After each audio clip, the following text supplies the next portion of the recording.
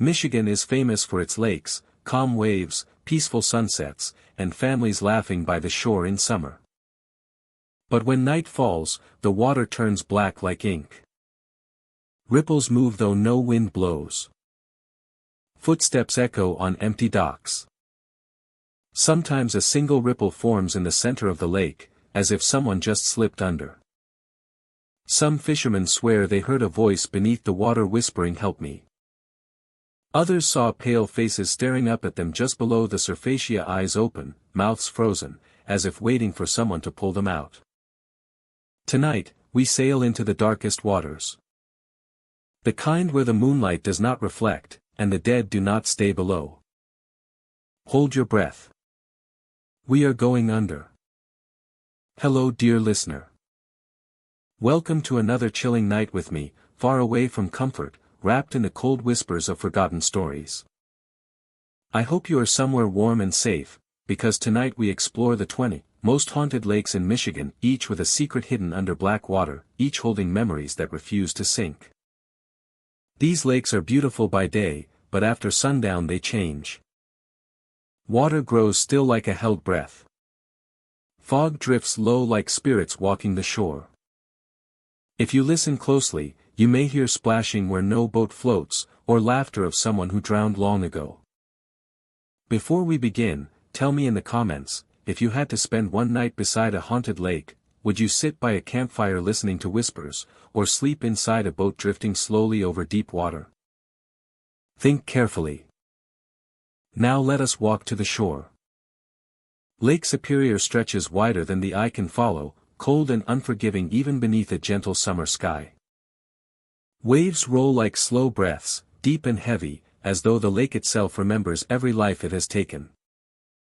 By morning the shoreline is peaceful, gulls calling above driftwood, fishing boats rocking in steady rhythm. But when night falls over this vast inland sea, the mood changes. Darkness swallows the horizon, and the water becomes black glass reflecting only stars and moonlight. Locals say this is when the drowned crew rise again. Walking across the waves. In search of something they never found in life. For generations, fishermen along the coast have reported hearing ship horns after midnight. Not modern horns, but long and mournful blasts echoing through fog like calls from a time long past.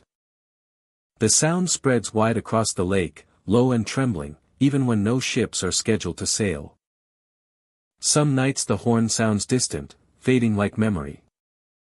Other nights it feels close enough that the deck beneath a boat seems to vibrate in response. Those who venture onto the lake during these hours speak of strange encounters. Figures appear far from shore, too far for any man to stand on solid ground. Yet they stand tall above the waves, boots never sinking. The men wear old sailor coats, heavy wool darkened by water and time. Their hats sit low, shadowing their faces. And their movements are unnaturally slow, like bodies fighting currents that do not touch them. They walk as if on the deck of a ship only they can see. Marching through the fog with purpose. The fishermen who witness them describe the same unsettling detail. Their voices roll across the water like wind through rusted chains, too deep to sound natural. Some believe they speak a language lost to history, maybe from an old crew swallowed by a storm long ago.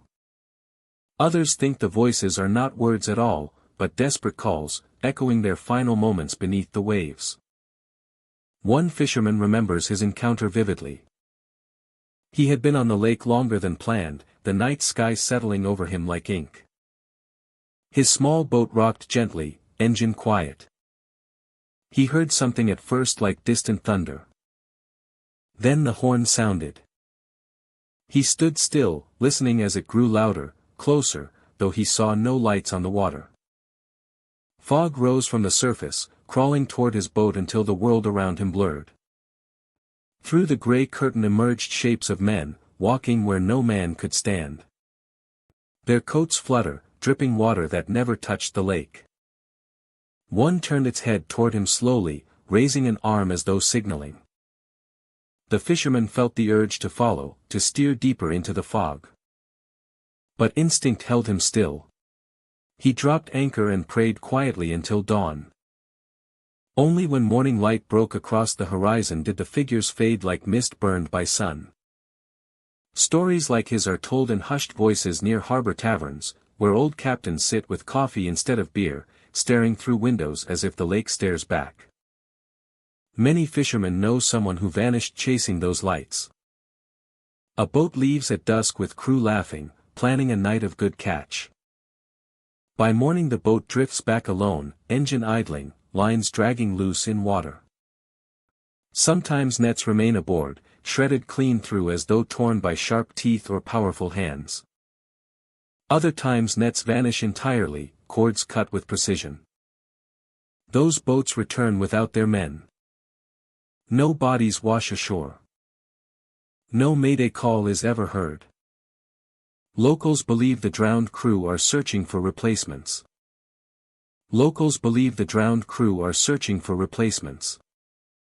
Spirits of sailors who went down with their vessel when a storm struck without warning.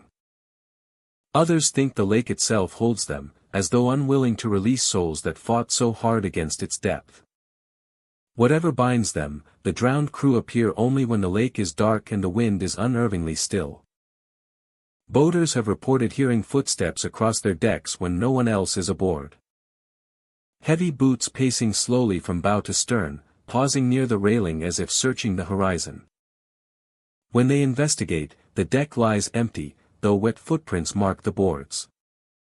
The prints fade within seconds, evaporating into cold night air.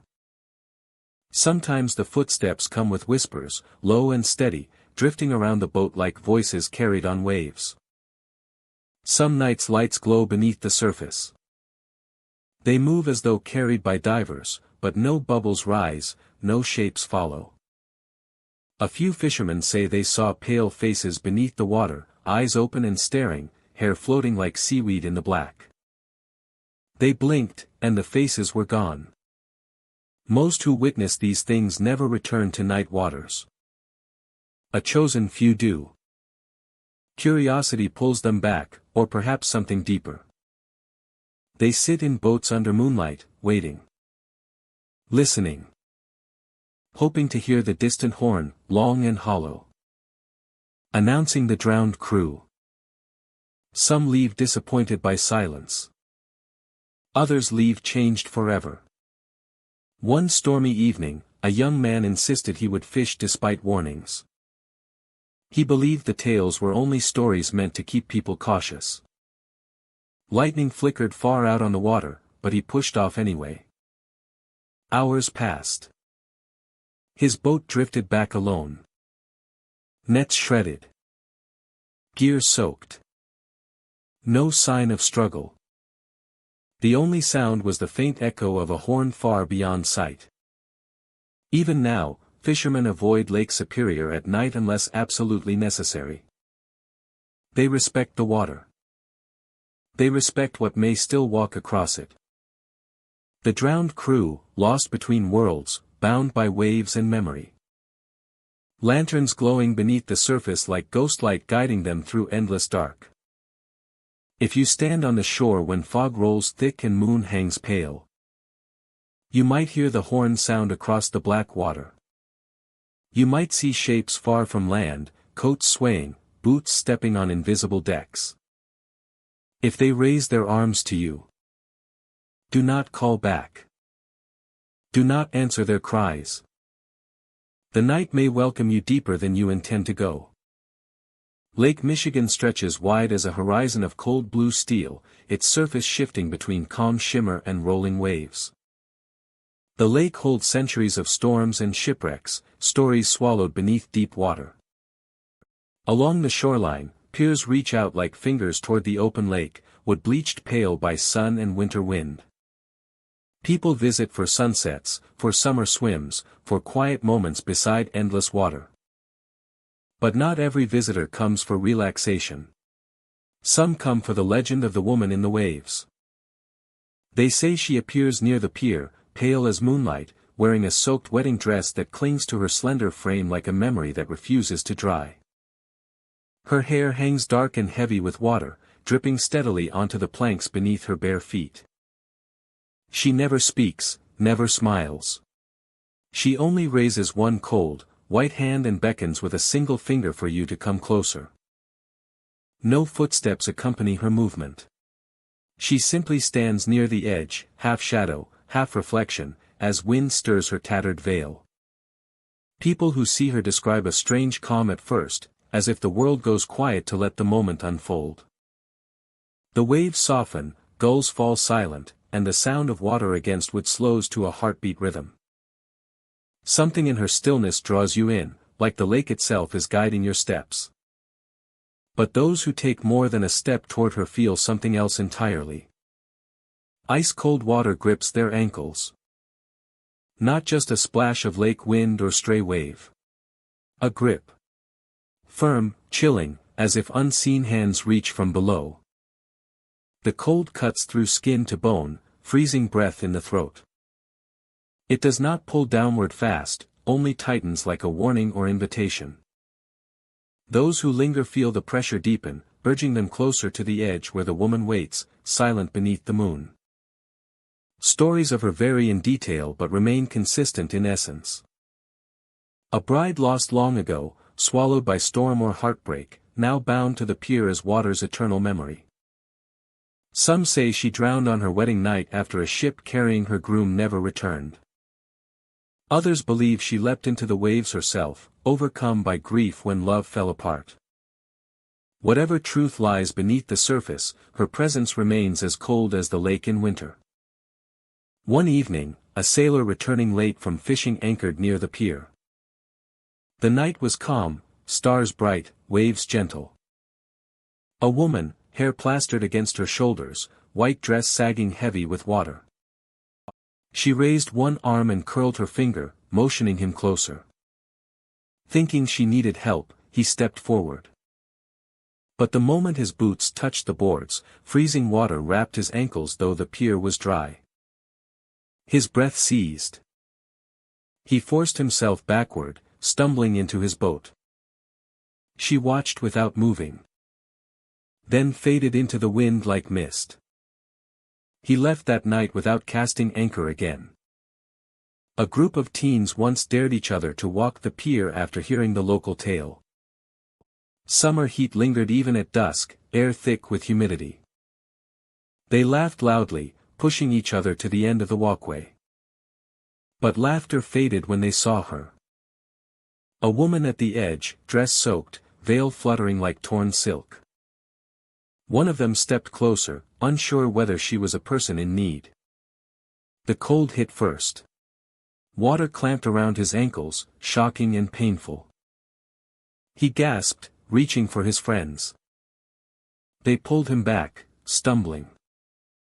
The woman raised her hand again, slow and deliberate. But when they blinked she was gone. Only wet footprints remained for a moment. Then vanished as if the lake inhaled them. Some claim her appearance is tied to storms. When thunder rolls across Lake Michigan and the waves rise white and wild, she is seen more clearly. A pale figure standing against roiling sky, wedding lace shivering in the wind. Lightning casts her form in stark silhouette. She beckons once, then again. Fishermen speak carefully about her. Older captains warn newcomers not to step toward anyone seen at the pier after nightfall. Especially if she wears white. They tell of cold hands brushing past ankles while standing knee-deep near shore. They speak of footsteps on planks behind them though no shadow follows. One man swears he heard water rising behind him like someone climbing out of the lake. He turned to see nothing but ripples spreading outward toward deep black water. Imagine walking there yourself. The evening sky glows orange before fading into violet. Waves hush and break softly along the rocks. You stroll the shoreline, wind cool against your cheeks. The pier stretches ahead, lonely and beautiful. As you walk its length, each step echoes faintly across wood. Halfway down, the world feels quieter. The lake grows still, smooth as glass beneath the fading light. Then you see her. A woman, pale against dark water, soaked dress clinging to her form. Her hair long and heavy with lake water. She raises her hand slowly, curling one finger toward you. The gesture is gentle, almost pleading. You try to move forward but your body hesitates, instincts pulling you back. She watches without blinking. Without stepping. Without sound. You retreat one step. The cold releases. The air warms slightly. She begins to fade like a reflection breaking under ripples. One moment present, the next dissolving into night and water. A soft splash sounds far below, though no waves touch the pier. When you reach the shoreline and turn back, she is gone. Only the lake stretches wide and endless, calm as if nothing happened. Lake Michigan holds many stories, but this one lingers like a chill beneath summer heat. The woman in the waves returns for reasons unknown. A bride bound to water by love or sorrow, calling silently to those who walk too close. Most leave with only a memory. Some with cold ankles and racing hearts. Others with a story they whisper, never fully certain they want to believe it. Yet on certain nights, beneath moonlight and mist, she waits. A pale silhouette against dark water. Reaching with one cold hand. Calling softly without voice. And those who step forward learn the truth, the lake remembers those it keeps. And sometimes, it lets them beckon from the waves. Torch Lake lies deep in northern Michigan, a long ribbon of blue water clear enough to see stones resting far below. In daylight it shines turquoise, calm and inviting, with boats drifting lazily across its surface. But when night comes, the lake becomes something different. Dark. Vast. Endless. A place where the surface reflects only moonlight, and the world below stirs with sound no instrument creates. People who live near the water tell of music rising from beneath the lake late at night. Not loud. Not chaotic. Soft and hypnotic, like distant singing carried by currents. Some say it feels ancient, a tune woven from water and memory. Others describe it as beautiful, calming, impossible to ignore. Visitors sitting near shore after dusk sometimes hear it first as a hum, low and steady. Then the sound grows clearer, forming faint notes that ripple across the lake. The water moves without wind, tiny circles expanding outward as though something beneath stirs. People lean forward, straining to understand the lyrics that never fully form. Just tone. Just voice. Calling softly. Breathing space. Let the sound linger in imagination. The strange singing draws swimmers. Curiosity, or something more, pulls them toward the water. Late-night swimmers step into the lake with confidence, believing it harmless. But once deep enough that feet no longer touch bottom, something shifts. The singing becomes clearer under the surface, echoing beautifully through waves. Many describe a feeling of warmth surrounding their waist, like arms sliding gently around them. Comforting at first. Almost loving. But the warmth tightens, guiding them downward. Some say they felt no fear. Only peace. A desire to follow the music, to sink deeper into darkness where the song grows louder. A shout from shore. A sudden chill. A flash of instinct. Swimmers kick hard, pulling free. When they rise gasping at the surface, the warmth disappears. The music fades slowly, as though disappointed. Breathing space. Slow the pace. Not everyone escapes easily. A man who swam far from shore late one summer night reported feeling hands, gentle but firm, trying to pull him down. He described them as soft, like human touch, yet stronger than water alone. When he tried to swim back, the pull resisted. Panic rose. He fought the feeling, pushing upward until his lungs burned. Only then did the grip release, leaving him alone in silent dark. He swam back trembling, never returning to the lake after sunset again. Friends who waited on the beach said they heard music while he swam. A mournful melody floating over quiet waves. When he surfaced, gasping, the song ended in an instant. Torch Lake locals tell stories passed down for decades. Tales of a woman who once waited for her love to return from the water. Nights spent singing at the shoreline. Days spent searching with empty hands. Some believe she drowned searching for him, her voice now woven into lake currents, searching still. Others tell of old native legends describing spirits beneath the water that call to lonely hearts, luring them deeper with song. No history confirms what truly lives below, but the stories persist like ripples in moonlight. Boaters anchored overnight sometimes hear singing beneath the hull, soft enough to question their own minds. Waves tap the metal gently, like fingers keeping time with music. Some report seeing bubbles rise near their boat with no swimmer below. The water glows faintly blue in places, like light moving under the surface, pulsing with each note. Divers exploring Torch Lake during daylight find strange shapes carved into stones deep below, as though something brushed against them for many years. Paths in sand twist like trails, leading into darkness where light fades. Leading into darkness where light fades. No diver stays long. Even the bravest feel an urge to leave, as if watched by something patient. Imagine sitting by Torch Lake at midnight. The wind still. Stars bright overhead. Water smooth as glass. Then, faintly at first, a melody rises. A single note drifting from the depths. Then more, forming a slow rhythm. That settles into your bones. You stand without thinking. Your feet carry you to the shoreline, where cold water laps at your ankles. The music grows stronger beneath the surface. Hypnotic. Gentle. You wade deeper. Waist deep now. The lake hugs you like warm hands. You feel something brush your leg, soft as silk. The urge to float comes unbidden. You let yourself drift. The lake holds you. Then, from below, a pull.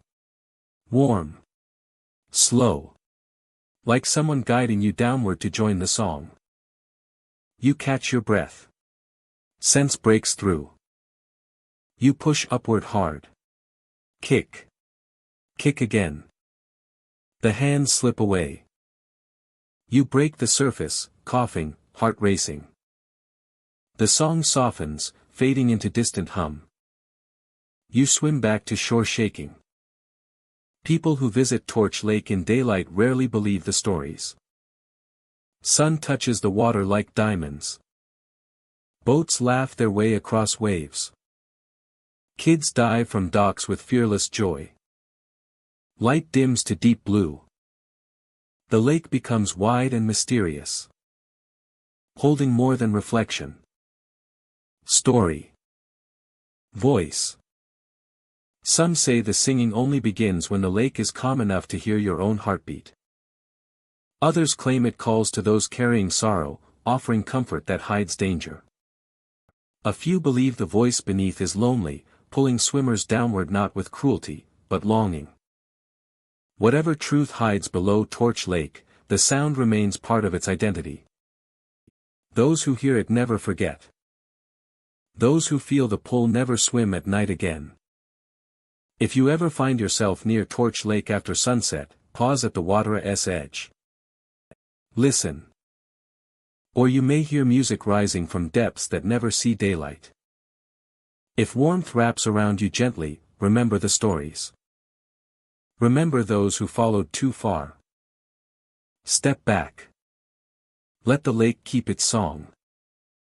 Higgins Lake rests in the heart of Michigan, clear as crystal and deep as a dream. Pines surround its shoreline, reaching tall into blue sky. During the day, families spread blankets on warm sand, boats glide across calm water, and sunlight dances across ripples like scattered stars. It is peaceful, bright, alive. A place for memories, summer joy, and quiet evenings by the fire. But when the clock reaches midnight, and the last lantern fades, Higgins Lake becomes something different. Wind softens. The forest hushes. And tiny footprints begin to appear along the sandy shore. Small prints. Child-sized. Bare feet pressed into damp earth where no child stands. Campers wake to find them just above the waterline, trailing toward the pier or into the shallows. Fresh, crisp, as though made moments earlier. Yet no one remembers children waking at that hour. No voices. No splashing.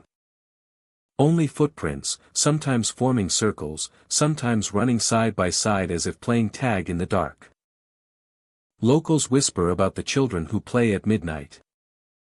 They say their laughter drifts across the lake like bells carried on breeze. Faint at first. Then louder. Happy. Weightless. The sound of pure joy, echoing where no little feet run. Others from boats anchored near the shore. Always distant enough to question if it was real. One summer night, a camper sitting by dwindling fire heard giggles beyond the reeds. He assumed families were still awake on the opposite shore. But the laughter moved, traveling along water and behind him at once. When he turned, nothing stood on the beach.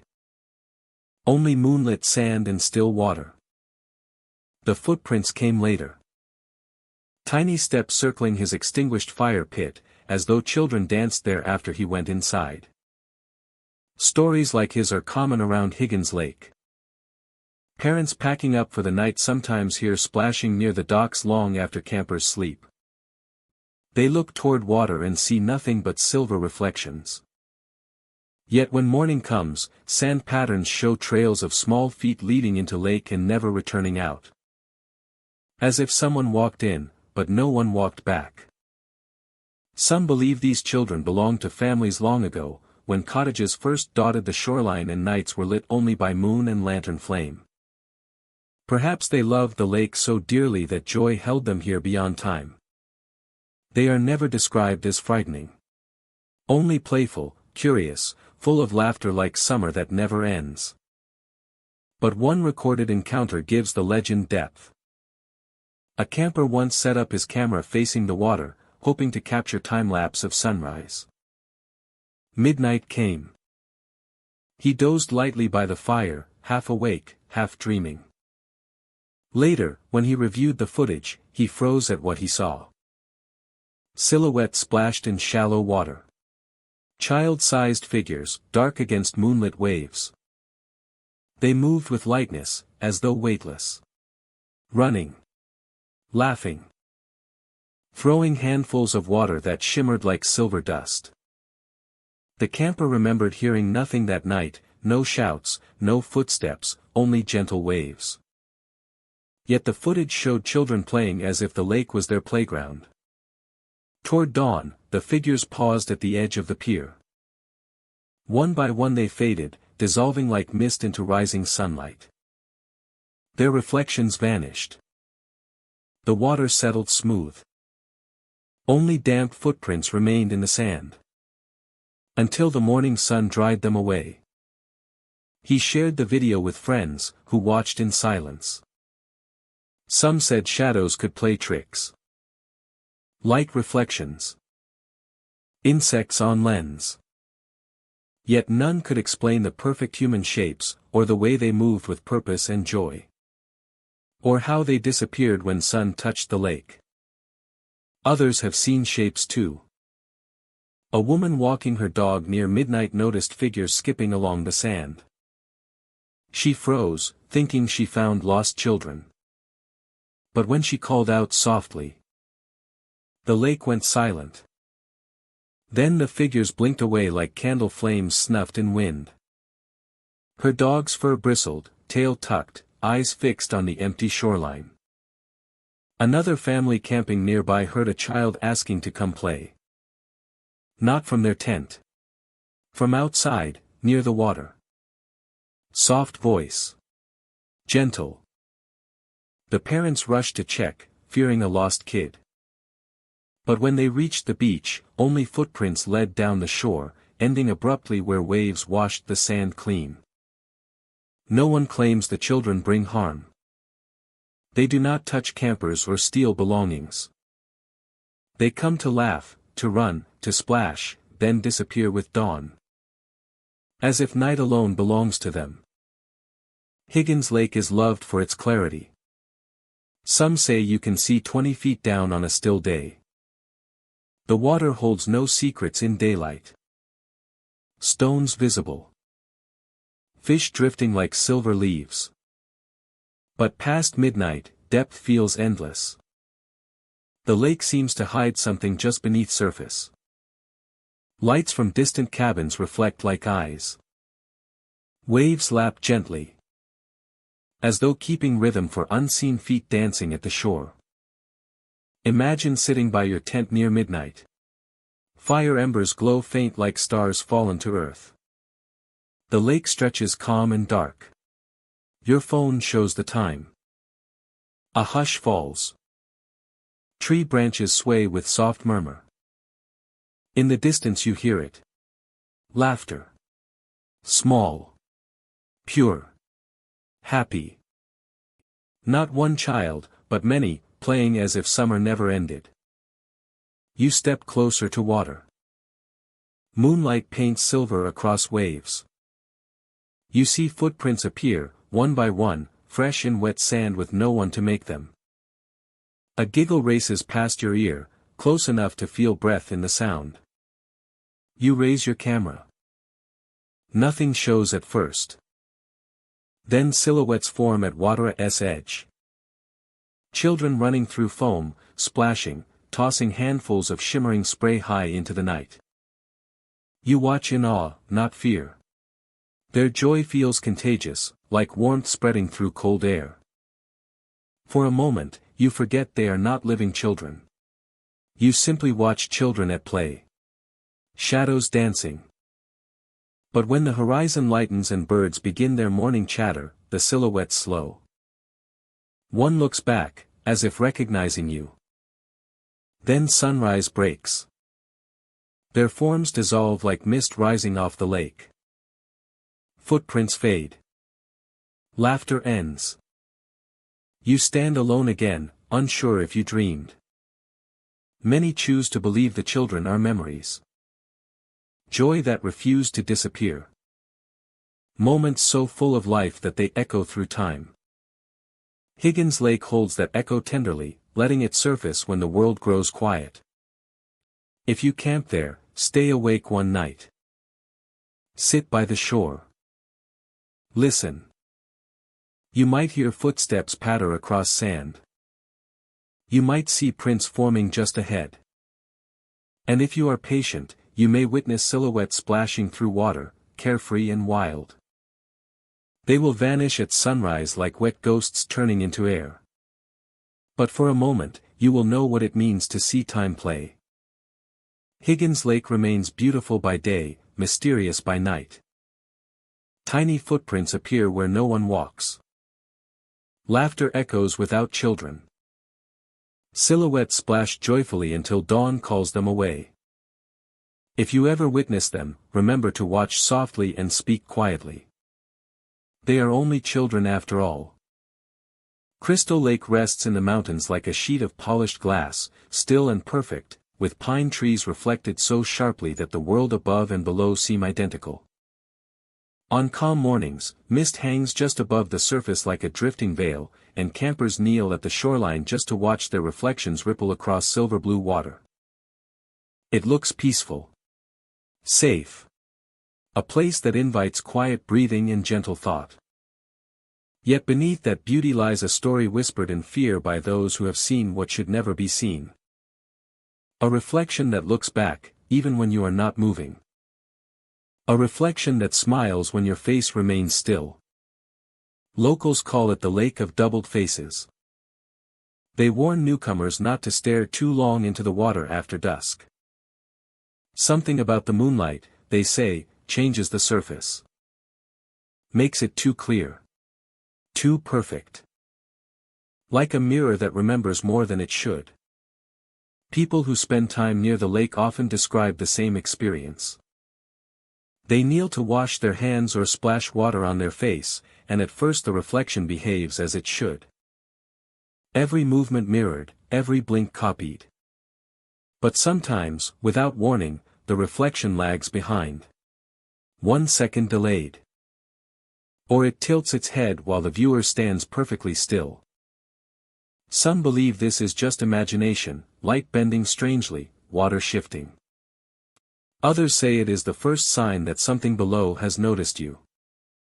One camper shared a story that spread quickly among seasoned hikers. She visited Crystal Lake in early autumn, when leaves burned red and gold beneath the sun. The air was crisp, the water clear enough to see smooth stones deep below. One evening she walked alone to the edge, curious to catch the last colors of sunset reflected in the water. She leaned forward. Her reflection leaned back. Everything normal. Then she smiled. Her reflection did not. It stared back at her with a blank face, mouth closed, eyes dull like old glass. She froze, breath caught in her chest. Slowly, impossibly, the reflection's lips curled upward into a smile. Not bright or friendly. A slow stretching of the mouth, too wide, too patient. She stumbled back, heart pounding, and the reflection followed her movement half a beat late, still smiling. The water rippled as she turned and fled, leaving behind ripples that seemed to take too long to fade.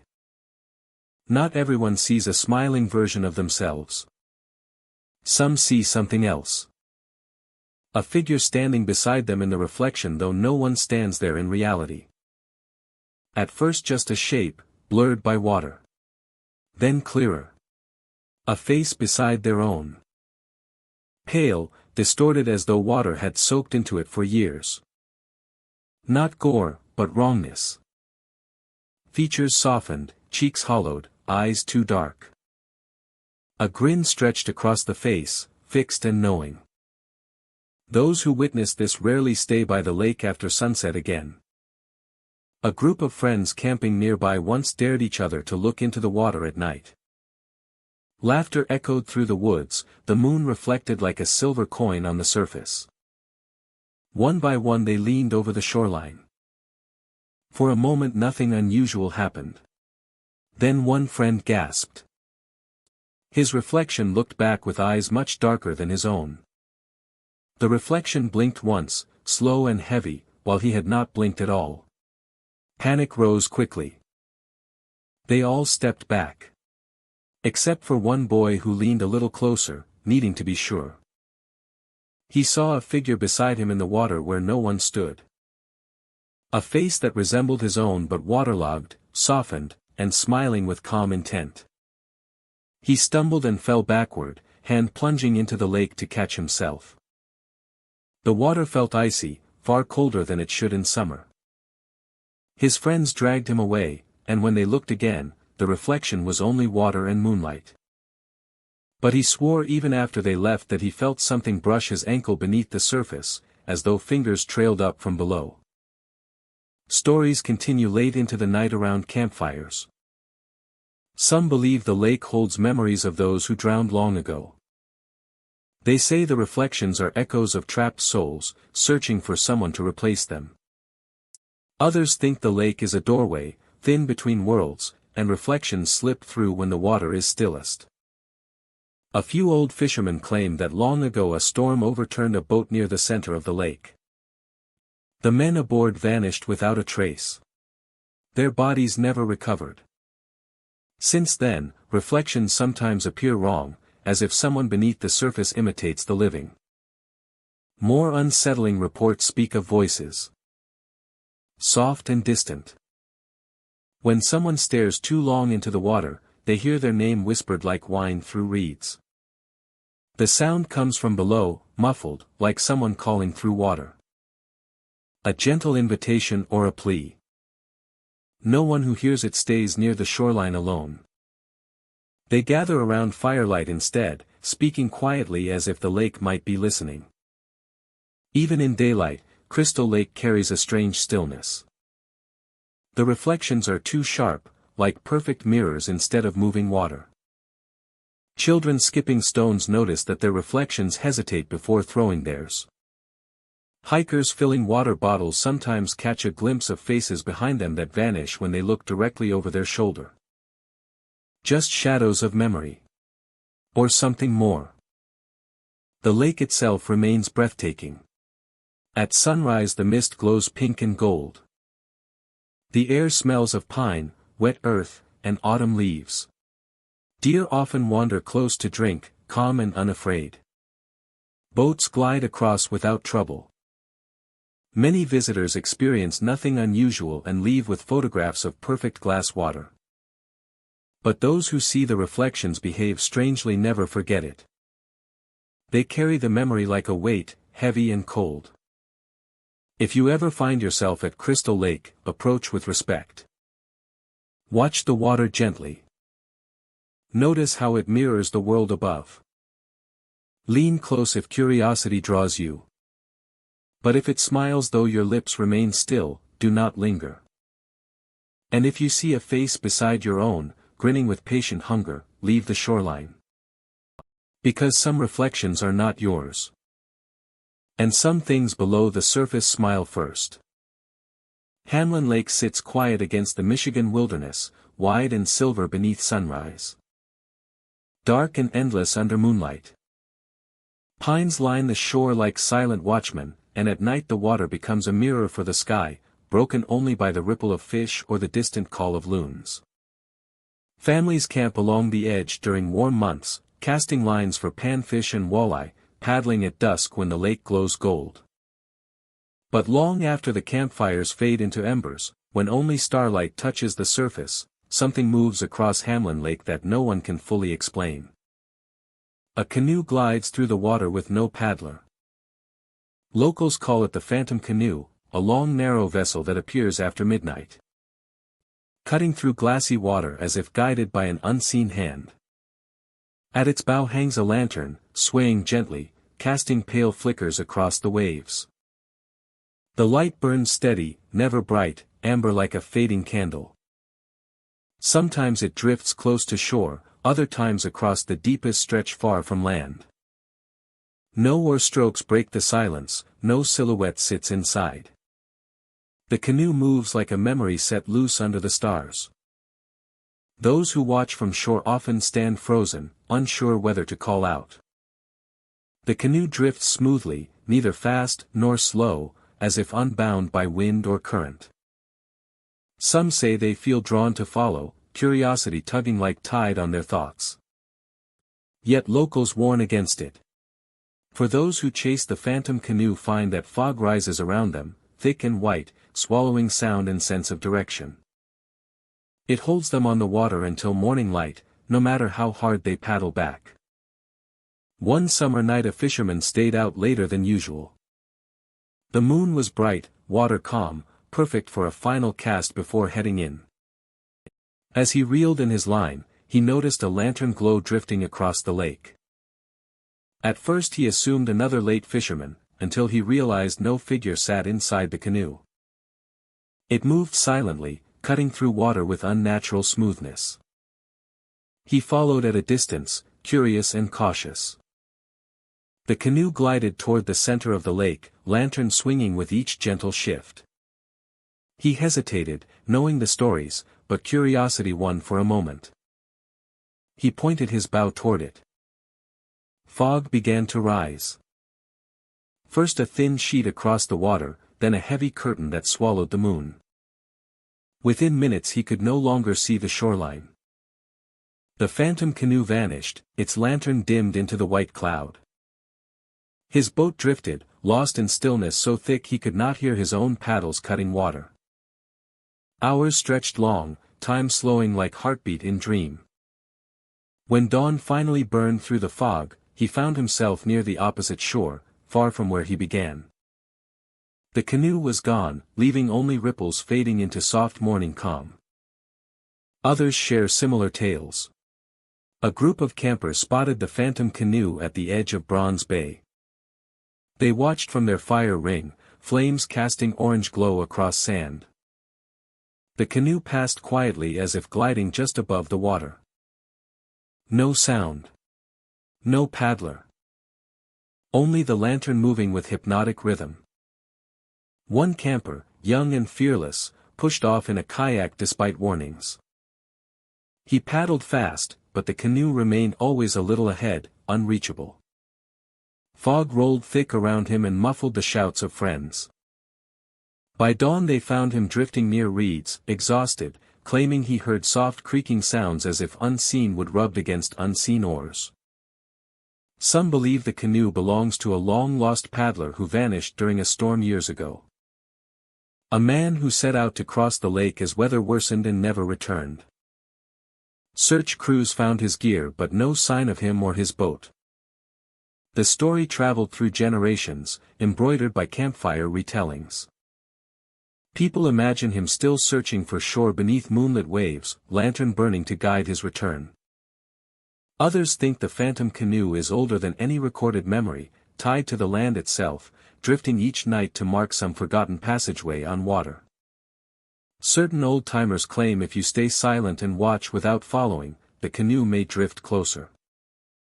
The canoe may drift closer, lantern glow reflecting in the lake like a twin star.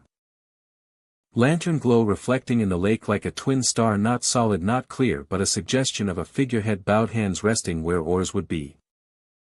Look too long and it fades like smoke on wind. Camping families sometimes wake to find faint water trails near shore. Narrow lines that could come only from a canoe pulled briefly onto land. No footprints accompany them. Only the marks, then nothing. As if the canoe emerged for a moment to rest before slipping back into deeper water. Some mornings the faint smell of lantern oil lingers near the dock though no lamp burned nearby. Imagine sitting by the lake yourself. The last embers crackle beside you, warm against cool night air. Stars reflect in the water, stretching like broken constellations across shifting waves. The woods hold their breath. Then like a slow heartbeat you catch a glimmer. A lantern drifting across the lake, swinging gently from the bow of a canoe with no paddler. It moves with purpose, though guided by no hands. You stand, caught between fear and wonder. You push off your own boat, paddle dipping into black water. The lake welcomes you with quiet motion, ripples spreading out like rings of time. For a while you keep distance, watching as the canoe drifts farther. The lantern flickers, casting gold across the dark.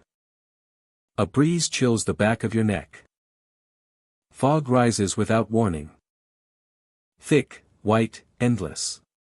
The canoe fades into cloud, leaving only glowing memory. The world shrinks to the sound of your breath and soft lap of water against hull. Night stretches long, hours unmeasured. When morning comes at last, sun burns away the fog like curtains drawn wide. You find yourself somewhere new, shoreline unfamiliar yet calm. The canoe is gone, leaving only ripples on the surface. Hamlin Lake holds many secrets, but the phantom canoe remains its most whispered. A vessel without captain gliding under stars, lantern burning for no one and everyone.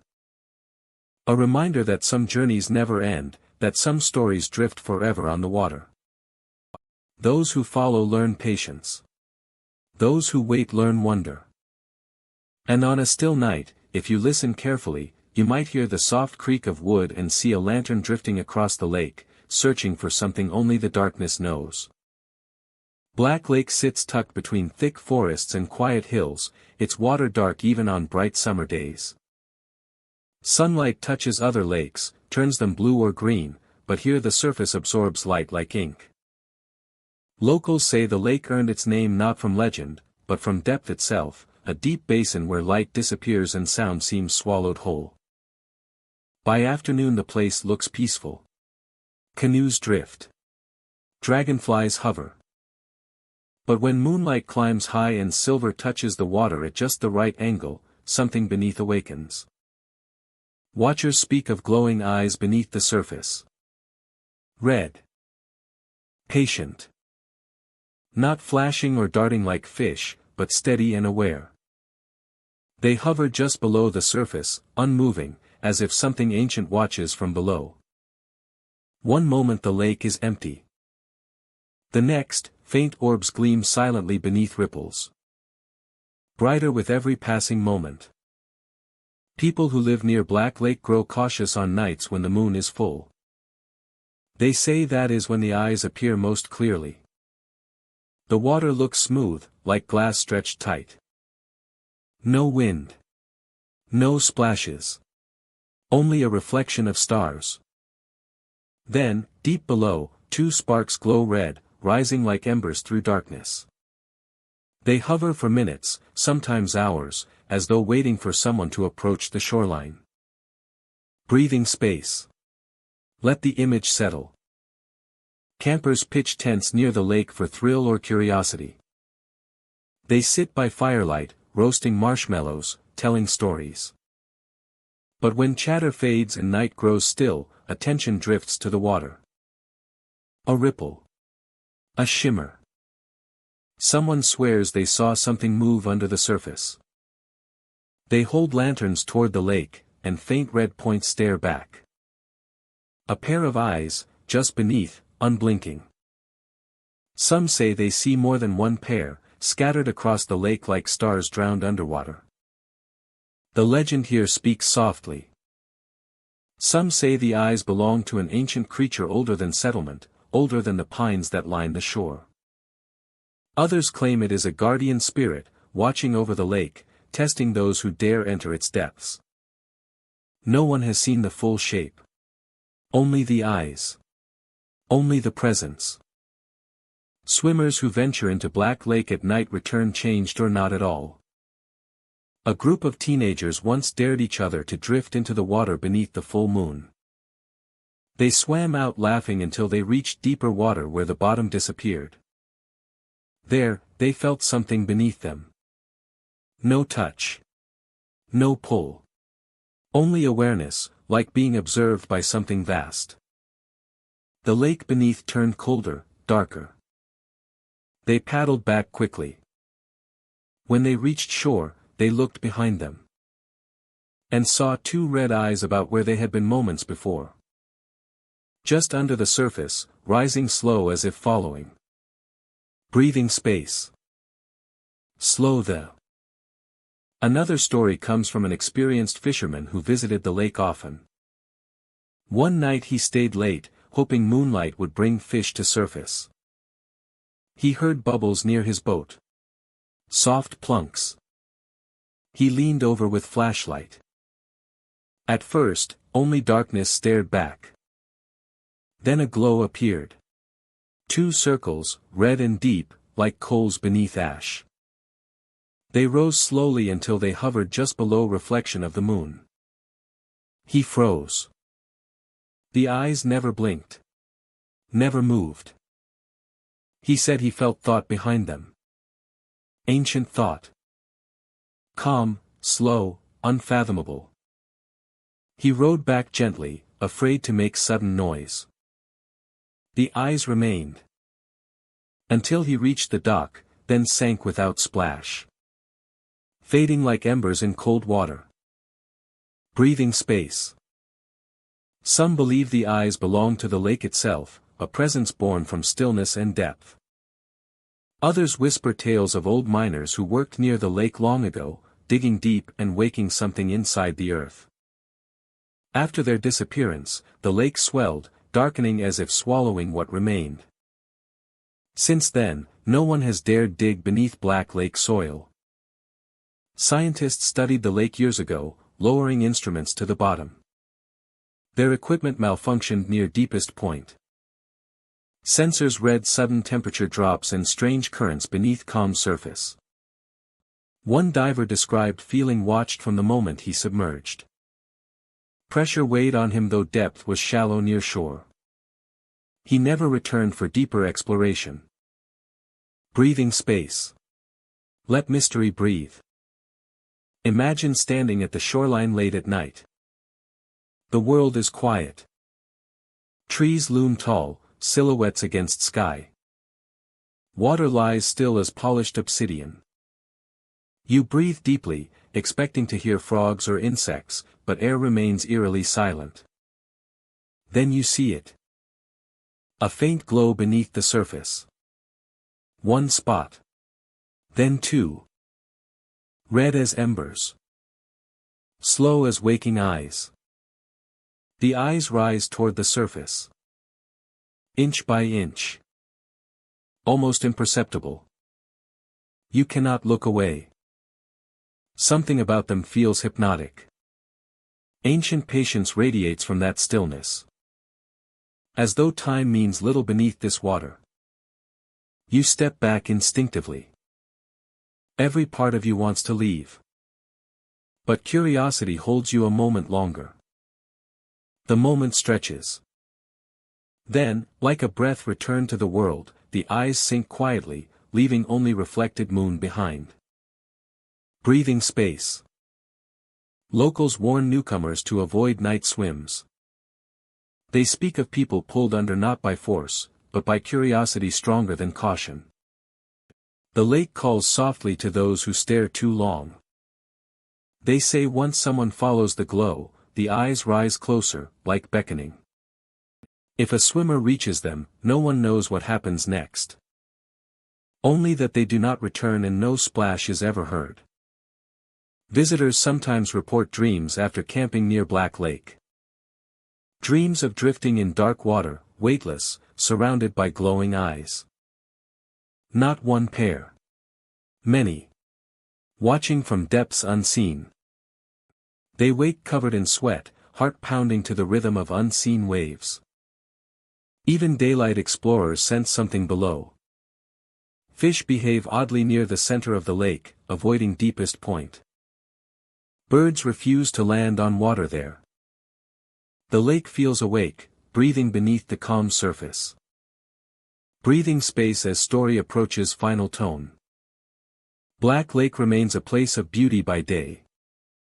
But by night it becomes a mirror for forgotten things. The water reflects stars, yet hides secrets beneath.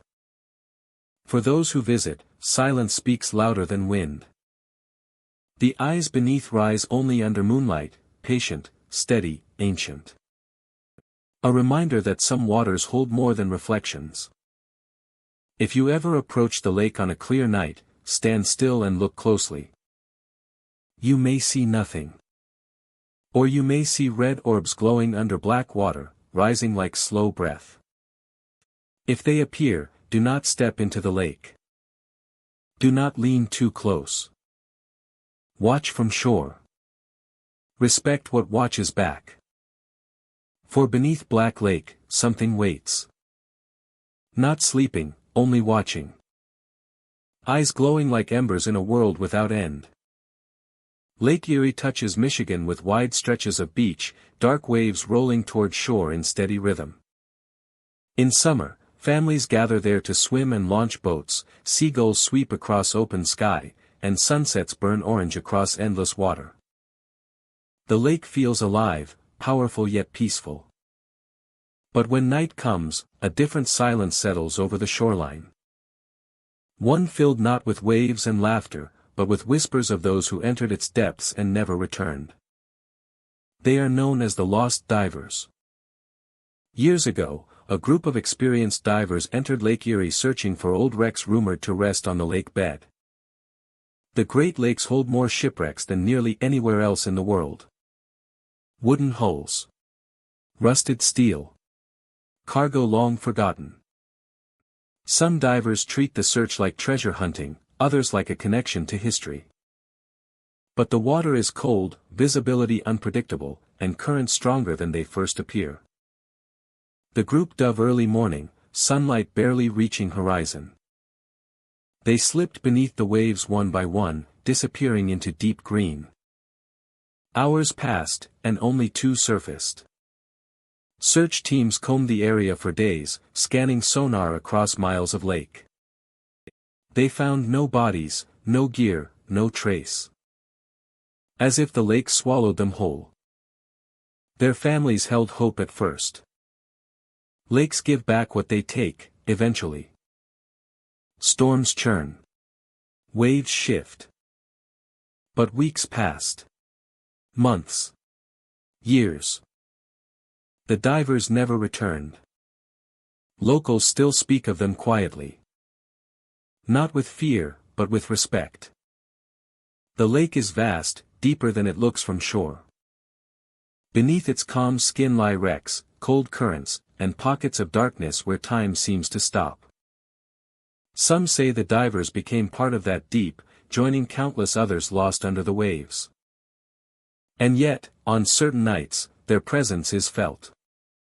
Campers sitting by the water report hearing heavy breathing echo across the lake. Not human gasps, but controlled, mechanical inhale and exhale. The unmistakable rhythm of scuba tanks releasing air. Breathing slow and steady, as though someone moves just below the surface. A moment later, bubbles break through calm water, rising in clusters as if from regulators far below. One fisherman anchored just offshore told of hearing that sound long after midnight. The lake was flat like black glass. No wind. No motion. Then he heard it. Deep inhale. Slow exhale. The sound circled his boat, crisp as if breathing right beside him. He leaned over with flashlight, scanning water for movement. Nothing. Just ripples forming outward. Moments later, bubbles surfaced, small at first, then large enough to shake water in shimmering rings. He pulled anchor immediately and motored back toward land without looking behind. Another story comes from two friends sitting near the shoreline with a small fire between them. The night was still, moon hidden behind thin clouds, lake quiet except for gentle lapping. They talked softly until they heard deep breathing from the dark water. Mechanical. Metallic. As if a diver hovered just beneath surface. The sound moved slowly along the shore, like someone swimming parallel to land. As it faded, a string of bubbles rose in its wake. They recorded audio, but when they listened later, only the faintest hiss remained, barely audible. As if the presence erased itself once daylight returned. Some believe the lost divers return at night, moving through depths as shadows. Not trapped or angry, just searching. Perhaps looking for their exit. Perhaps patrolling wrecks they never finished exploring. Others think their heavy breathing is a call for company, for closure, or simply the echo of last moments replaying across time. Lake Erie changes personality when storms rise. Winds push hard across the surface. Waves crash like thunder. And cold water churns from depths hidden below. On those nights, people hear the breathing strongest. The sound rises between waves. Steady against chaos, like someone calm beneath madness. Like someone calm beneath madness. Bubbles appear in violent water where no diver would survive. Always in the same area where the group disappeared years ago. Imagine walking the beach alone at night. Sand cool beneath your feet. Waves brushing shore like tired whispers. You stare out to endless black water, horizon swallowed by darkness. The stars reflect faint on ripples. You listen, hearing only wind move through dunes. Then comes the sound. Inhale. Exhale. Slow. Steady. It carries across water, unmistakable and unsettling. You step closer, heart beating faster with curiosity. A few bubbles surface near the dock, popping quietly. Then more bubbles farther out, as if shapes move beneath waves. You call out softly, expecting a diver to break the surface. Nothing answers.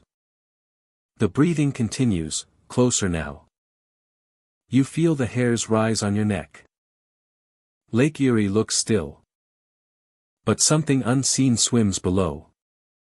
Some nights the breathing stops abruptly, replaced by silence heavy as stone.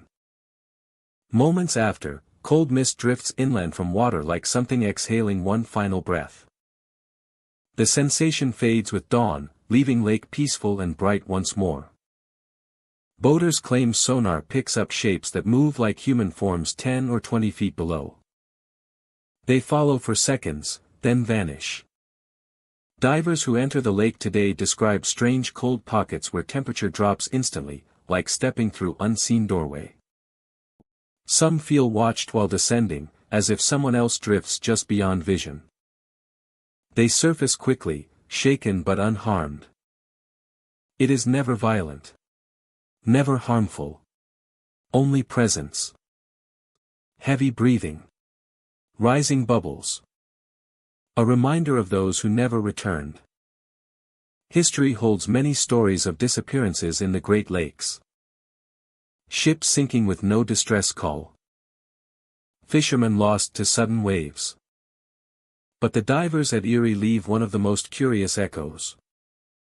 Not ghosts that wail. Not figures that appear. Only sound, breath steady and patient, floating from dark water as though the lake remembers every inhale they ever took. If you ever visit the Michigan shore of Lake Erie, sit by the water after midnight. Listen closely. Inhale. Exhale. Like someone just beneath surface looking up through black water at the moon you stand beneath. Watch for bubbles rising slow and deliberate, even when lake sleeps flat and calm. Do not call out. Do not wade in. Simply watch. The lake may answer with breath from the deep, a trace of those who vanished into its cold heart long ago. Their story lingers not through words or sightings, but through sound. Glen Lake rests in the quiet corners of Michigan, framed by thick forest and rolling dunes. In the summer sun it glows a soft turquoise, the kind of clear water that reveals pale sand far below. Families swim. Kayaks drift gently. Children skip stones across the glass-like surface. It is a peaceful place, beautiful and calm, where wind moves between tall pines like a soft whisper. But when the day fades and shadows stretch across the lake, a different story emerges. One spoken quietly near campfires. One that has lingered here for generations. They say a horse sometimes walks on the water. People who have seen it describe a pale shape moving across the lake under moonlight. A horse trotting gently across the waves without sinking, hooves touching the surface like stepping on glass. There is no splash. No ripple. Only soft sound, like distant hooves striking wood or packed earth. The horse moves with calm purpose, head held high, mane trailing like white silk in the wind. And then, with a blink, it disappears. Some say the horse belonged to a young woman who once lived near the lake, a rider gentle in hand and brave in spirit. Legends whisper of a storm, of a crossing gone wrong, of ice breaking beneath the horse's weight one winter night. The woman survived. The horse did not. Its body was never found. Only hoofprints led to thin ice, and then nothing. Since then, on certain nights, when the lake lies still beneath stars, the horse returns. Walking where no living creature could. One evening a fisherman stayed out later than planned. The sun had fallen behind the trees, and dusk painted the lake in shades of silver. Mist curled low over the surface. As he paddled toward shore, he heard something faint. Hooves. Soft but clear, rhythmic and steady. He paused his oars, heart beating slower than his breath. From across the lake, through a thin veil of mist, he saw it. Though the lake was deep, the animal walked as though it moved across solid ground. The fisherman watched, too stunned to move. The horse turned its head in his direction. Its eyes glowed softly, reflecting starlight. It walked closer, each step silent. The fisherman blinked once. In that single moment the horse vanished, leaving only ripples on the water that faded as quickly as they formed. He rowed to shore with shaking hands, unsure whether he had seen something real or something belonging to the Lakia's memory. Other witnesses tell similar tales. Campers near the shore wake in the night to the sound of hooves echoing softly across water. When they look out from tents or cabins, they see a figure gliding across the lake like a dream made of silver light. Sometimes it moves toward them. Sometimes away. Always disappearing if someone blinks or looks away too long. One couple recounted watching the lake from their cabin porch. A full moon hung above, bright and round, reflecting across the smooth surface. They noticed movement, slow and graceful, far beyond where the sand turned dark. But no water churned. No waves formed. The animal walked.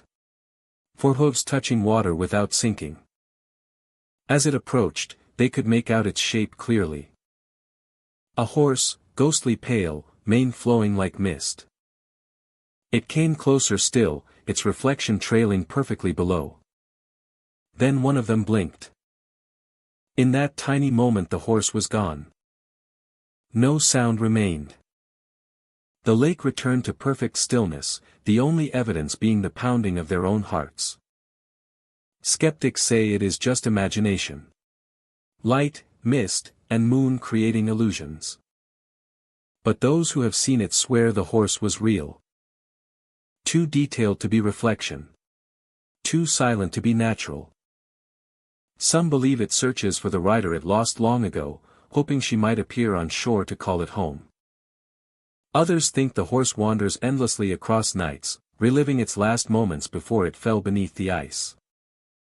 A peaceful spirit, perhaps, not frightening but haunting in beauty and sadness.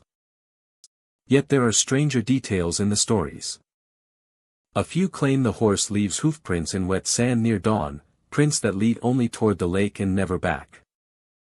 Some say they found strands of pale hair caught on driftwood though no horses roam near the water. During winter, when ice forms across the lake, people hear hooves echo in darkness even when no animal is near. The sound travels across frozen water like memory trapped beneath the surface. One man camped alone on the southern shore. He rose at midnight, restless, and walked to the water's edge. The moon was bright, painting the lake in white shimmer. As he watched, he heard hooves approach from somewhere unseen. Slow. Measured. He scanned the lake and finally saw it. The horse, moving parallel to shore, each step steady and calm. The man held his gaze, eyes wide and unblinking. Then it turned its head as if acknowledging him. Only when he finally blinked did the horse vanish. Like waking from a dream. The stories continue year after year. A horse walking on water, silent as moonlight, distant as memory. Neither threatening nor friendly, simply present. A haunting shaped like grace, moving across the lake without disturbing a single wave. Visitors who do not believe in such things walk away unchanged. They swim, they paddle, they laugh beneath summer sun. But those who sit awake on windless nights, who let curiosity lead their gaze across the dark lake, feel something different. A pull. A hush. A feeling that something ancient moves between worlds just beyond human sight. And if you ever visit Glen Lake on a calm night, stand at the shoreline and watch. The surface may shine like polished glass, reflecting you like a twin world below. Listen. If you hear hooves, faint and distant, do not blink. The horse may step from mist, walking across the water like a ghost born of light and memory. But remember this. The moment your eyes close even once, hooves will fall silent. Moonlight will reflect empty water. And the horse will vanish, leaving nothing behind but ripples fading into darkness. As if it were never there at all.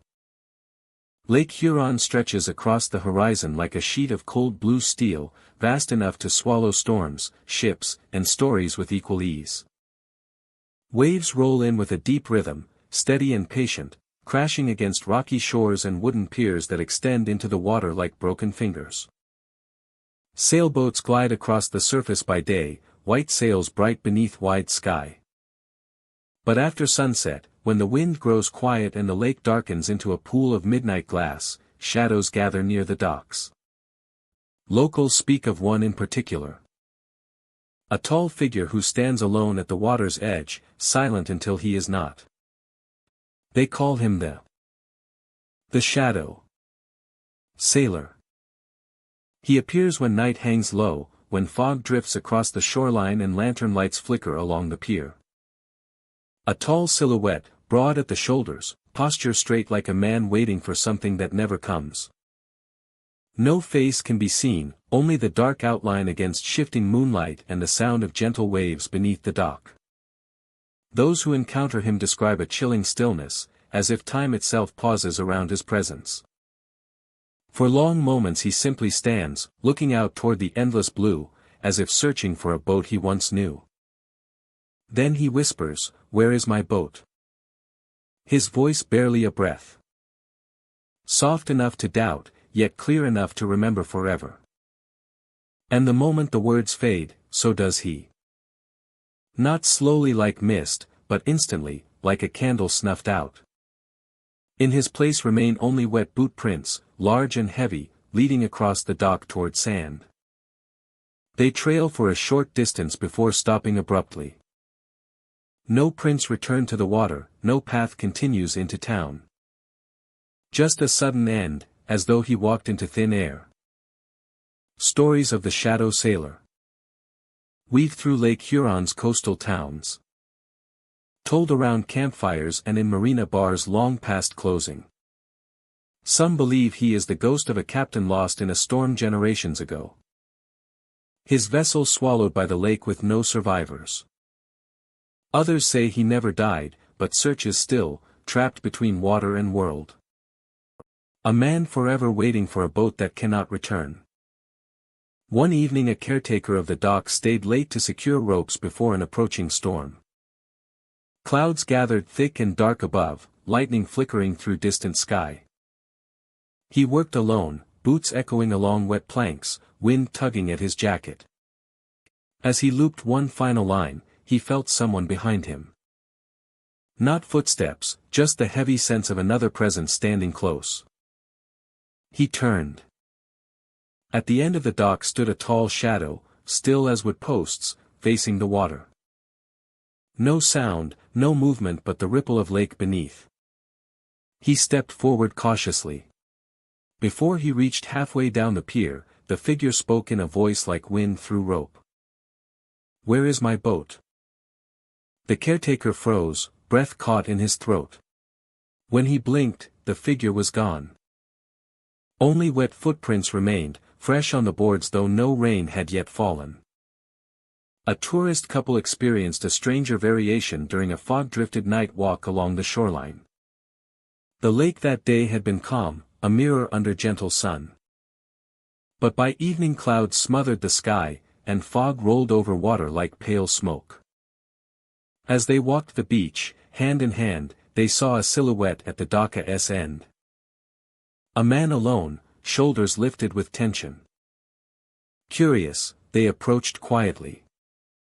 The voice reached them in a whisper carried through mist. When they were close enough to hear the waves lapping beneath the pier. The voice carries through mist. "Where is my boat?" Both froze, hairs rising on their arms. The figure vanished before their eyes, dissolving into fog. So completely they questioned whether he was real at all. In the sand where he had stood lay footprints filled with lake water. Trailing a few steps inland before stopping sharply. Those footprints are the detail most witnesses remember. Always wet. Always fresh. As if the sailor climbed from the water moments before being seen. And always ending where land begins, as though he steps toward shore but never farther. Some claim that on nights with rough waves, the prints appear even when no one sees the shadow. Evidence that he came and left unseen, searching again for his missing vessel. Marina workers tell of hearing boots on wood planks when no people walk the pier.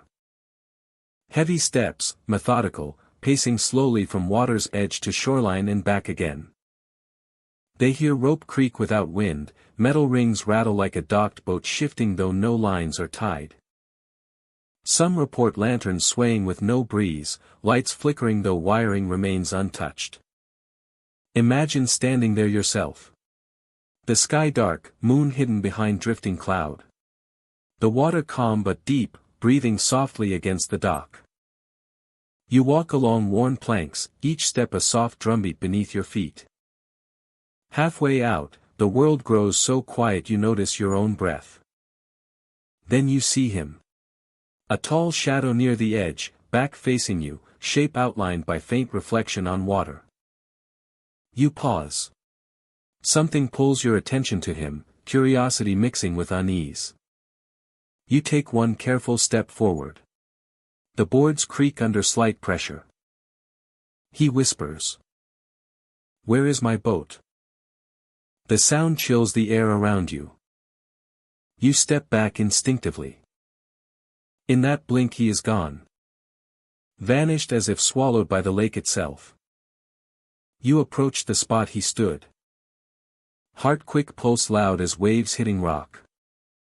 There in the wood lie wet boot prints leading toward the shore. You follow them until they stop abruptly in sand ending in nothing. You turn back to the water. The dock stands empty. Only the lake remains vast and dark, holding its secrets beneath shifting waves. Lake Huron is beautiful, but like all great waters, it remembers. It remembers storms, ships, and men who never returned. The shadow sailor is a reminder of that. Some say he seeks closure. Others think he guards the docks, watching for boats that vanish like his own. Whatever he is, he walks only at night, leaving wet footprints as proof he came, even if only for a moment.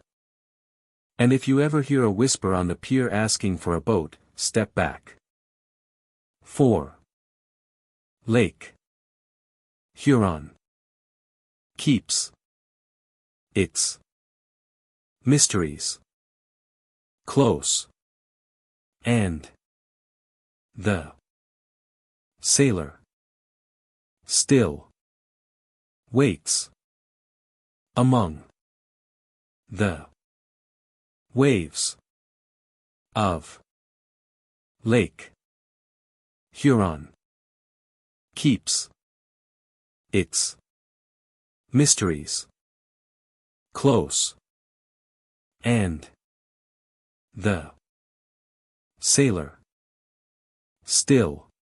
the waves of Lake Huron.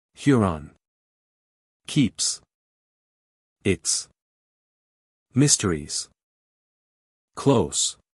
close, and the sailor still waits among the waves of Lake Huron. Keeps its mysteries close, and the sailor still waits among the waves of Lake Huron. Keeps its Elk Lake lies still beneath northern pines, its surface smooth as polished stone in the early morning hours. Canoes glide across gentle ripples, sunlight glimmering gold on water, loons calling in distant echo. By day it is a place of peace. Families picnic along the shore, fishermen cast quiet lines, children hunt for shells where waves roll soft. But when dusk fades into night, Elk Lake becomes a stage for a sorrow that never found rest. On moonlit evenings, visitors speak of seeing a. Her gown trails through sand like a morning veil. Her hair hangs dark and tangled as lake weed. She moves slowly, shoulders trembling with sobs. No one can comfort. She calls softly for her husband. Voice thin as lake wind. Repeating the name of a man long lost to water and time. Those who listen from a distance feel her grief like cold in their bones. Some say her story began over a century ago, on a night when storms churned Elk Lake into roaring waves. A fisherman never came home from that storm, his boat found days later drifting empty, waterlogged and torn. His wife, broken with loss, searched the lakeshore every night, calling his name into dark water. She refused to believe he was gone, certain he would return with sunrise. But he never did. They say she walked until her feet bled, crying for him beneath a sky that offered no answer. When winter came, her voice fell silent. Some believe she followed him into the lake. Others say she simply vanished. Breathing space. Let the sorrow settle gently. People who camp near Elk Lake claim that on quiet nights when mist hangs low, her figure appears again. The widow on the shore. Her morning gown sweeps across wet sand, leaving no footprints. She weeps and whispers to the waves, searching still for the man she lost. Her grief moves like tide, coming and going, a rhythm bound to the lake. Many watch her from a safe distance, afraid yet unable to look away. They describe her as real enough to mistake for a living woman. Her form shimmers only slightly, as if half woven from moonlight. But no one should approach her. For those who do speak to her, who step close believing she needs help, witness something far more chilling. If you speak, she stops. Her crying ends abruptly, like sound pulled from air. She turns toward you slowly, almost gently. But where eyes should be, there are only hollow sockets, empty and dark as deep water at midnight. She stares as though she sees none of the living, only memories lost forever. Most who witness this moment run. Some collapse in fear. A few stand frozen, held in place by grief so heavy it presses like winter fog around lungs. Breathing space. Slow, atmospheric. One camper, a man who stayed alone on the Lockia's west bank, reported hearing sobbing near the waves. Concerned someone was hurt, he grabbed his lantern and walked toward the sound. He found a woman in black standing knee-deep in water, calling for a name he did not know. He asked if she needed help. At that moment, she turned. He remembers her face pale as frost, her cheeks streaked with tears. But her eyes were hollow. Empty pits that reflected moonlight like glass. He looked up again, she was gone. Only ripples spread across the lake where she once stood. Another group camping with friends heard wailing late at night. They crept toward the sound, curious more than afraid. From behind the trees they saw her walking slowly along the shoreline, hands clutching a tattered shawl. She cried softly, each sob carried by wind. One friend called out, thinking she was a real woman in distress. She turned instantly. The forest fell silent. Even the lake seemed to hold still. Her face looked sorrowful, but where her eyes should have been, only darkness stared back. The group fled, leaving tents behind. Leaving tents behind. Returning at sunrise. To find the sand untouched and calm. Locals speak of leaving flowers near the water. Offerings of peace for the widow who cannot rest. Wildflowers placed at shoreline are sometimes found wilted by morning. As if someone took them into the lake. A lone footprint appears beside them occasionally. Small and delicate, pointing toward the water. Then fading beneath the waves. Some say if you stand quietly and do not speak, she will pass without noticing. She wanders endlessly, searching the lake as though the next ripple might be her beloved returning. Her gown flutters though no wind blows. Her sobs drift into night air, heavy with longing.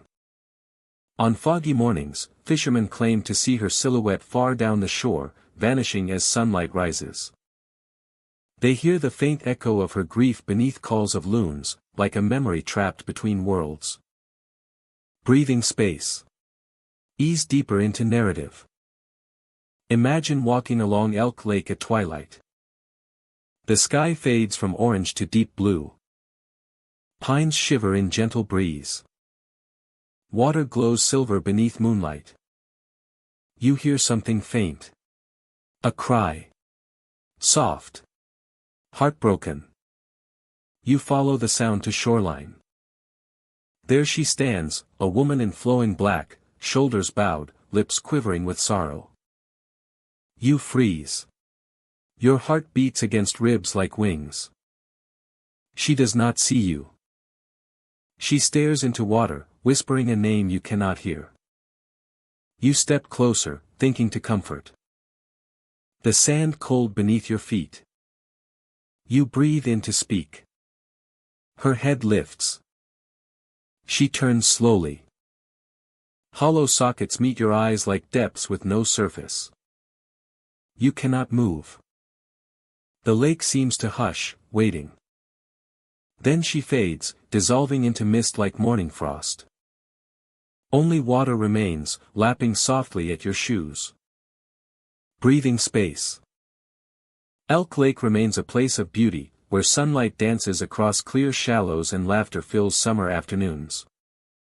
But beneath that beauty lies a story of grief that refuses to sleep. The widow on the shore walks for love lost to storm and time. She seeks a voice long silent. A boat that never returned. A promise broken by waves. If you visit Elk Lake at night, listen carefully. If you hear soft crying from the shoreline, do not approach. Do not call out. Watch from distance, respectful of sorrow centuries old. And if she turns her face toward you, if moonlight reveals darkness where eyes should be, remember this story. Step back. Let her walk. Her love may have drowned long ago, but her grief still wanders. A silent figure in black, searching beneath the stars, forever waiting for someone she will never find. Higgins Lake sleeps quietly beneath Michigan stars, smooth as glass when wind rests and boats dock for the night. Pines stand tall along the shoreline, their needles whispering when breeze bends through branches. Campsites glow with final embers, laughter fading to yawns, zippers closing tents one by one. A place meant for peace, reflection, and gentle summer dreams.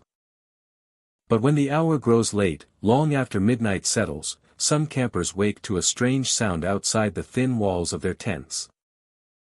Soft voices. Whispering. Pleading. Come swim with us. The words drift like mist, fragile yet unmistakable. They slip through fabric as though the tent were never there at all. Campers hold breath, listening. Some unzip their tents to look outside and find nothing. The lake calm. Sand unmarked. Moonlight painting silver across waves. But others, too afraid to move, keep still beneath blankets hoping morning arrives quickly. Those who ignore the whispers describe what follows next.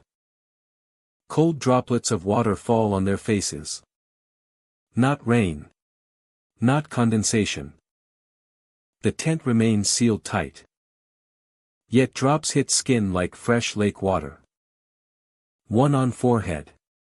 One on cheek. Slow and deliberate, as though fingers dipped in cold reach from the dark. The sensation is enough to pull even the bravest from sleep into trembling awareness. Higgins Lake is beautiful by day, but legends say night belongs to those who drowned long ago. No violent storms or dramatic tales. Just quiet incidents, swimmers caught by sudden cold, drifting beneath water without sound.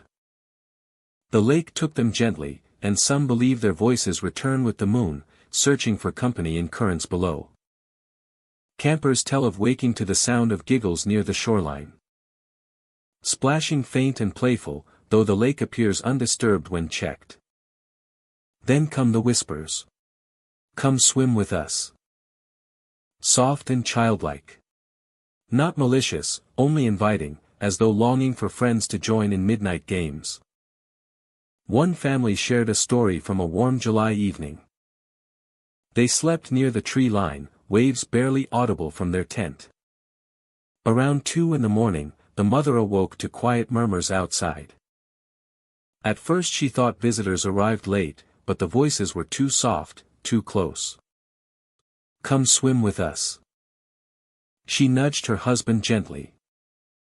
He stirred and listened, face pale beneath faint lantern glow. The voices came again, circling the tent fabric like breeze searching for entry.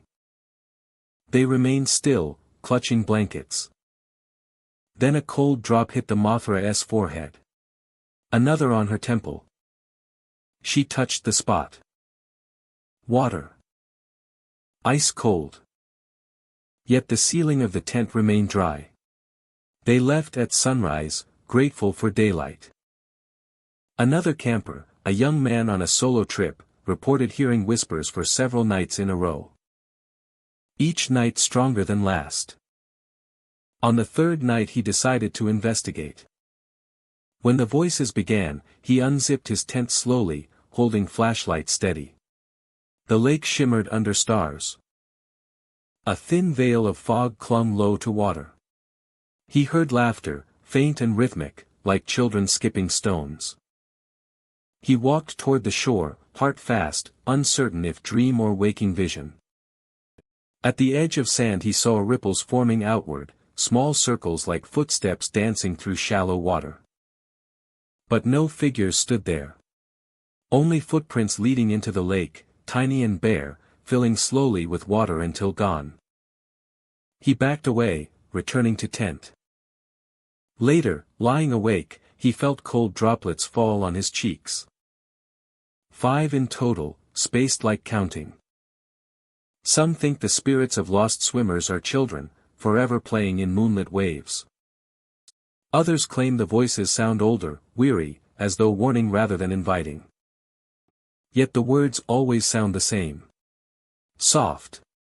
Gentle. Come swim with us. An invitation without anger, but not without risk. It is said that if anyone answers the call aloud, the lake stirs. Waves ripple in otherwise still water. Mist rises. And footprints appear near the campsite leading down to shore. No one admits to following them, at least not fully. Some walked halfway then turned back, courage evaporating beneath the whisper of night. Others sat at water's edge, hearing breaths close behind as though someone stood quietly over their shoulder. One man, curious and unafraid, followed the footprints to knee-deep water. The lake was cool, smooth as silk against his legs. Then the whispers came from beneath surface rather than air. Come swim with us. He ran, stumbling through sand, not stopping until inside his tent. When morning came, his boots were soaked though no dew touched surrounding ground. The water droplets remain hardest to explain. They fall inside sealed tents with no storm, no leak. Temperature drops with each one. Campers describe sensation as though lake itself reaches through walls to remind them it waits outside. Gentle, patient, persistent. Imagine lying in your sleeping bag, lake breeze silent, camp quiet. Whispering. Come swim with us. Your heart stirs. You hold breath. The voices circle your tent like waves around a dock. You stay still, eyes open in darkness. A cold drop touches your cheek. Another falls near your lips. You taste water. Fresh. Real. You press hand to tent ceiling. Dry. You wipe your face. Droplets cling to fingers like lake water. Outside, footsteps pad softly across sand, too light for adults, too many for one child. Splash. Giggle. Silence. Only waves remain. Morning brings warmth and disbelief. The tent dries. The campfire ashes damp though no rain fell. Some try to rationalize. Those who experienced the voices remember them clearly. Words threading through fabric like beckoning spirits. Higgins Lake is calm today. Boats drift. Children laugh. But when night returns, especially on still air, tents along shore may wake to soft voices speaking between raindrops that never fall. Come swim with us. They whisper like invitation from another time. And if you ignore them, cold water might find you anyway. A reminder, gentle yet chilling, that the lake is never empty at night. The whisper tent waits for those who sleep closest to shore, where unseen feet play in moonlit waves. Gun Lake sits quiet between stretches of forest and sandy shore, a Michigan lake known for summer cabins, fishing boats, and families laughing beneath warm sunlight. The water is clear enough to see sunlight shimmer across stones and drifting weeds, and in the afternoons children run through the shallows without fear. By day, it is a place of calm. Yet those who live around the lake know there is another side to it. A darker one. A side only revealed at night, when the moon floats above the still surface and shadows gather beneath the water like memories trying to surface. Locals call them the drowning shadows. It begins softly, subtle enough that newcomers may not notice. Too dark. Too thin. It drifts beneath the surface with jerky movements, arms reaching out as if pushing through unseen currents. They twist and turn beneath the pale water, disappearing just as eyes adjust to the dark. People who stay at the shoreline after midnight describe hearing faint splashes near the docks. Not waves, but frantic movements. Like hands slapping water, desperate to climb out. The sound continues for several minutes, then falls silent, only to start again somewhere else. A pattern of distress with no visible source. One evening a pair of night fishermen anchored their boat near the deeper section of the lake. The air hung heavy and still, insects singing along the reeds. They cast their lines and waited, lantern flickering beside them. After some time, they heard it. A sound like a person struggling to stay afloat. Splashing. Hands beating the surface. They aimed the lantern toward the sound and saw nothing but ripples spreading in the dark. No swimmer. No boat. Just water, calm beneath the light. Then one of them noticed movement below. A shadow drifting up from the depths, arms reaching toward the air. As though someone beneath the surface was trying to break through. When the light touched it, the shape dissolved into black water. The splashing stopped. They reeled in their lines and left without finishing their catch. Stories like theirs circulate through lakeside diners, told quietly over coffee. Some believe the shadows are echoes of drownings long ago, tragedies from summers past. A child who slipped beneath the water unnoticed. A canoe that capsized far from shore. A swimmer who underestimated depth. The lake has taken more than one life throughout history, and though names fade, memory sometimes stays. Others think the shadows are something older, not human at all. Something the lake created, feeding on lost moments and unfinished breaths. Night swimmers rarely enter the water twice. One teenager dared to jump from the dock just before midnight, confident and laughing. He tread water for a while, the lake cold against his skin. Then he felt something brush his foot. Not weeds. Not fish. Something that felt like fingers. He screamed for help, thrashing toward the dock as if chased. His friends pulled him out. When they looked down, they saw shadows twisting beneath the surface, moving like bodies trapped under glass. The boy never swam at night again. Cabin owners tell of waking to splashing outside their windows. Footsteps rushing to see if an animal fell in. But when they shine flashlights across the lake, nothing stirs. Until they look down, and shapes glide beneath the surface, dark as ink stains moving through liquid moonlight. If they watch too long, the shadows seem to gather near the light, arms reaching upward, as if following attention. When the light turns away, they drift back into deeper darkness. Sometimes, more unnerving things happen. Boats docked overnight are found drifting loose in the morning. Ropes untied as though pulled free from below. Paddles disappear from decks. And once, after a thunderstorm, a kayak washed ashore with handprints smeared across it. Small and large together. None belonging to the owner. Other nights, people hear voices. Not clear words, but muffled sound, as though underwater pleas rise through the waves. Those who hear them describe an aching sadness in the tone. Something begging for help, but too distant to understand. A couple sitting beside a fire pit once heard splashing so frantic they thought someone had fallen in. They rushed to the shoreline, flashlights cutting across black water. For a moment they saw two shadowy forms beneath the surface, arms reaching toward each other, struggling as though trying to climb. Then both slips of darkness sank quickly, and the lake fell silent. The couple stared long after, waiting for them to return. They never did. Some believe the lake calls to those who watch too long. A light mist forming above the surface, growing thicker, making it hard to tell where shoreline ends and water begins. Shapes appear clearer. Shadows gather near the surface like memories held tight beneath waves. People step closer to see, and only then realize how deep the darkness is. Gun Lake remains beautiful by day. Fishermen cast lines from docks.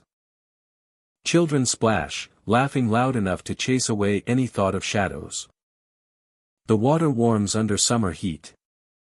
Clear as glass. Birds skim the surface. Dragonflies hover like jewels on the wind. It is the kind of place where stories seem like exaggerations. But the locals know better. They warn visitors to leave the water once the sun sinks. To stay near campfires and warm cabins when night settles over the lake. Because shadows move differently after dark. They do not belong to boats or swimmers or branches leaning across the surface. Like memories that never reached shore. If you ever walk along Gun Lake at midnight, pause and listen. If you hear soft splashing where no one swims, step back. Let the lake guard its secrets. And some shadows are not cast by the living. Some hands still reach upward, trying to climb out of the water that claimed them long ago. Silver Lake rests along the rolling dunes of Michigan, a place where wind shapes the land like shifting memory. Hills of pale sand stretch for miles, soft beneath bare feet, warm under summer sun. Cold as moonlight in late hours. The lake mirrors sky in a wide sheet of blue, calm in the morning and restless at dusk when waves curl against shore. Families swim during bright days. Boats cut through sunlight. And laughter floats across the water. Yet when evening deepens and wind carves patterns across untouched dunes, something strange is said to move through the sand. A man of sand rises from the dunes. No footprints lead to him. No shadow marks his approach. He appears as though wind sculpted a figure from grains and gave it momentary life. His form stands tall, shoulders broad, features faint but unmistakably human. Sand shifts across him like skin that constantly falls and reforms. Some witnesses describe him as silent and slow, moving with the steady pace of drifting dune. Others claim he stands still for long moments before taking a step that leaves no footprints in the sand behind him. He walks toward the lake every time. Step by soundless step, he descends the dunes, facing the water as if drawn by memory or purpose. When he reaches the shore, he pauses briefly, watching waves lap at his feet. Then he steps into the lake. The water touches his form and grains begin to fall, drifting like golden dust beneath the surface. He dissolves piece by piece, shoulders collapsing, torso melting, legs crumbling into ripples. In a few breaths, nothing remains but disturbed water and a swirl of sand sinking downward. But his story does not end there. Later he forms again, sometimes beside unsuspecting swimmers. Not with threat, but with presence. He rises silently from shallows or dunes farther down the beach, a shape growing from grains that gather as if pulled by unseen wind. Those who see him up close say he stands within arm's reach, watching without eyes, face smooth like a sculpture half-finished. Sand trickles constantly from his form, leaving soft trails behind that the breeze erases within moments. Swim too close, and you may feel grains brush your ankle underwater, like fingers made of earth. Turn around, and the sand ghost stands near with quiet patience.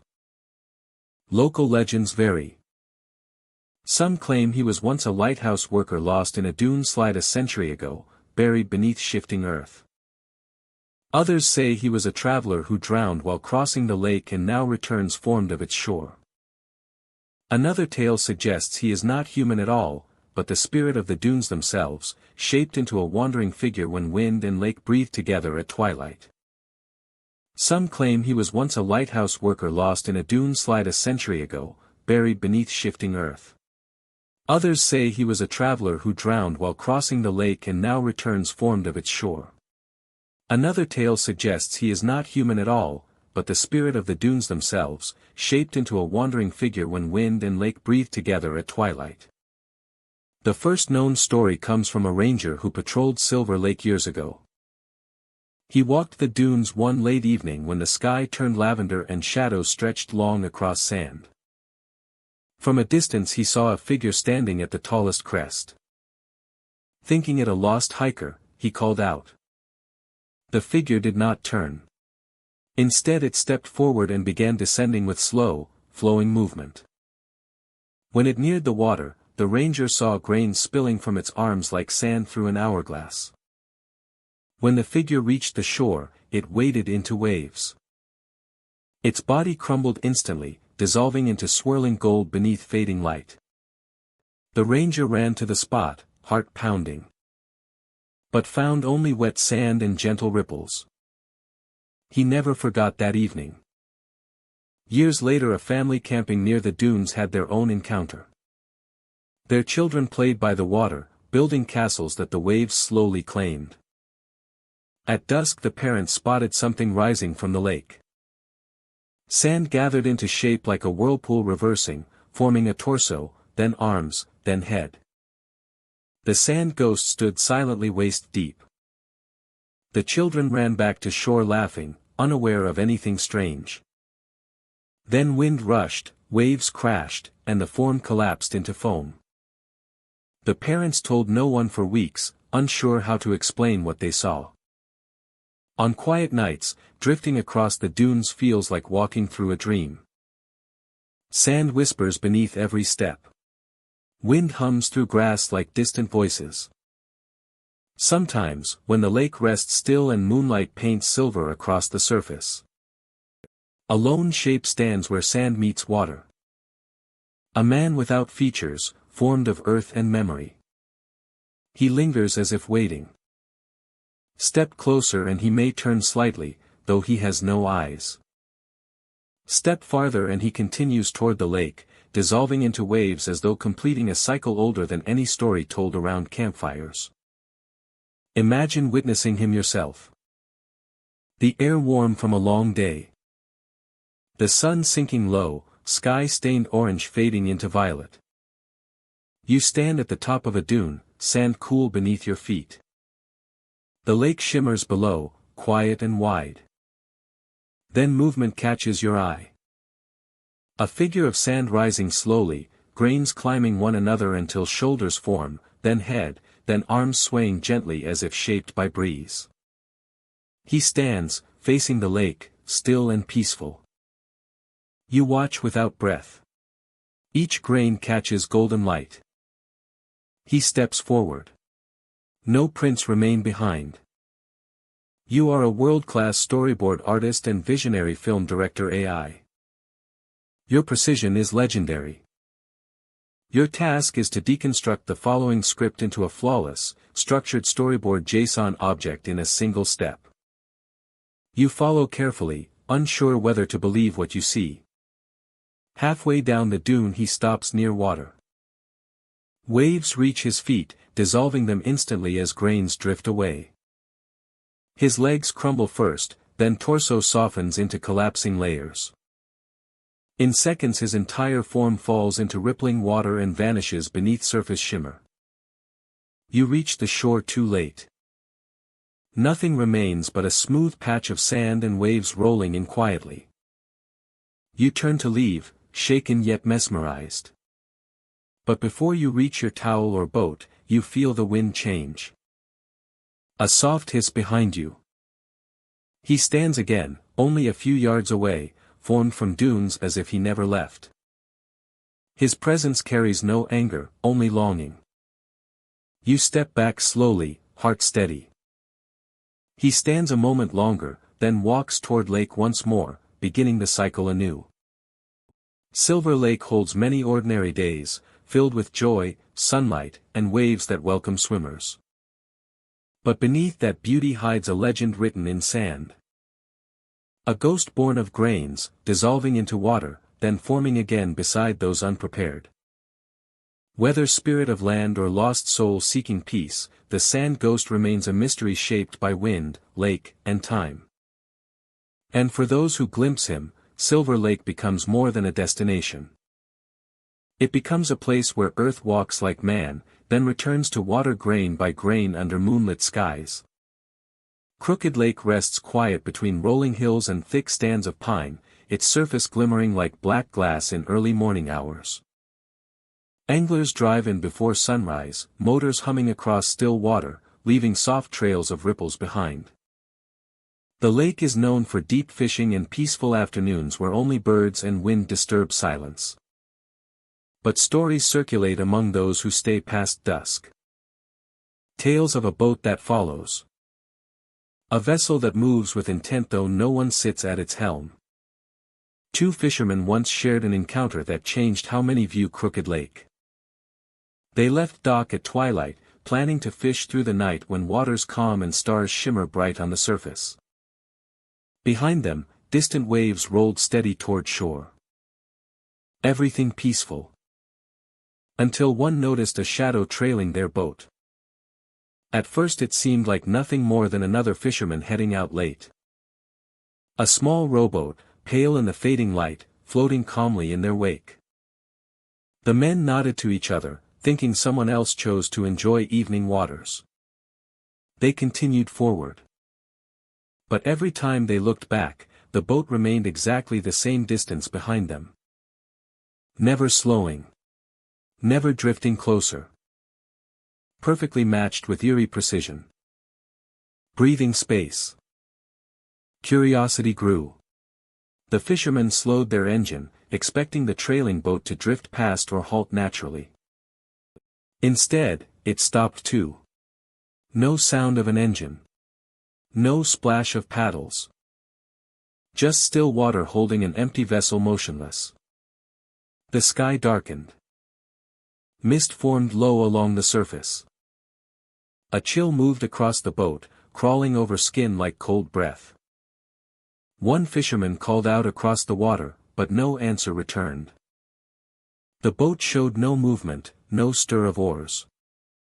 The men restarted their motor slowly, turning away. When they sped up, the boat responded.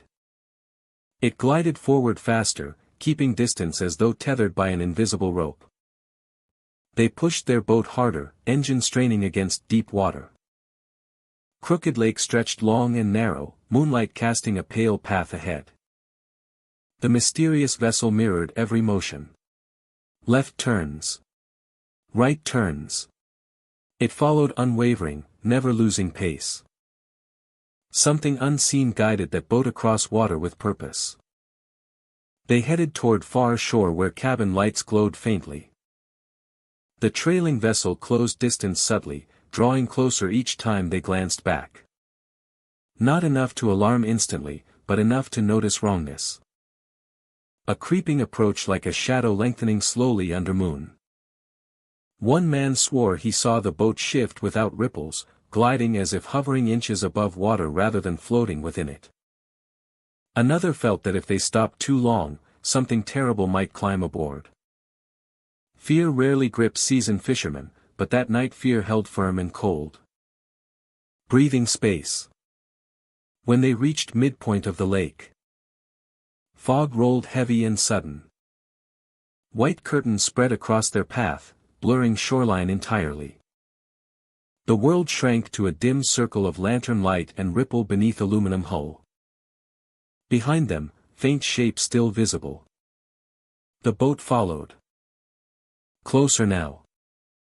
Silent. Empty. They could see no figure inside, only shadow pooling where a person should sit. They cut the motor once more, hearts thumping like oars striking wood. The stillness was absolute. Water flat. Air stale. The other boat stopped too. No drift forward. No rocking. Just perfect stillness like a painting. One fisherman gripped rail tight, whispering that they should leave now.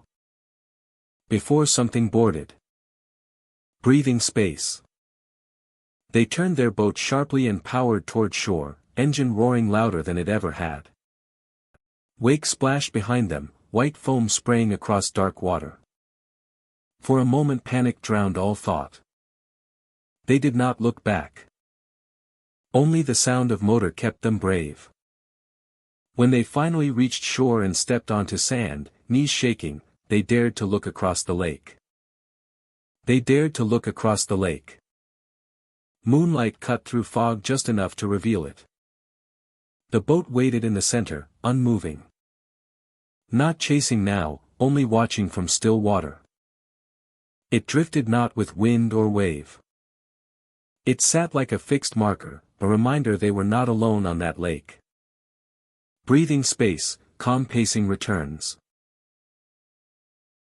Since that night, others report similar encounters. A boat that appears behind them without sound. Lights off. No oars. No rower. If they row quietly, it moves quietly. If they drift, it drifts. If they race ahead, it races too, cutting water without visible force. Some say it vanishes as soon as they dock, dissolving into mist like breath on cold air. Old locals tell stories passed through generations. A lone fisherman once disappeared here many years ago. His boat found adrift at dawn with tackle neatly arranged as if waiting for his return. No body recovered. Some believe it is his vessel that returns, searching for someone to share the water with him still. Others think the lake itself guides the boat, a spirit trapped inside wood and rope. Others believe the lake itself guides the boat. The mystery remains unsolved. The legend lives on. A lone fisherman's story becomes a cautionary tale. A few claim to hear soft tapping from behind them in dense fog, like oars dipping despite no hands pulling. Lanterns flicker. Waves hush. Something approaches slow and eager.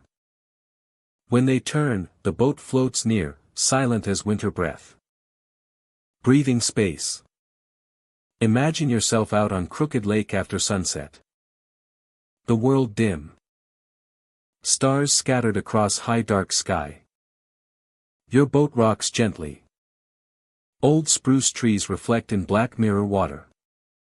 Then you notice movement behind. A shape. A vessel gliding smooth. No crew. No lantern. No sound. But soft kiss of water along hull. You slow your engine. It slows. You stop. It stops. You speak into the night, expecting human voice to return. Nothing answers but distant loon call. Fear creeps slow, as steady as tide. You speed up. It matches your pace. A cold shiver runs through your spine. You do not stop again until shore greets your bow with sand. When you look back, the lake lies quiet. The boat drifts far away, barely visible, as though watching still.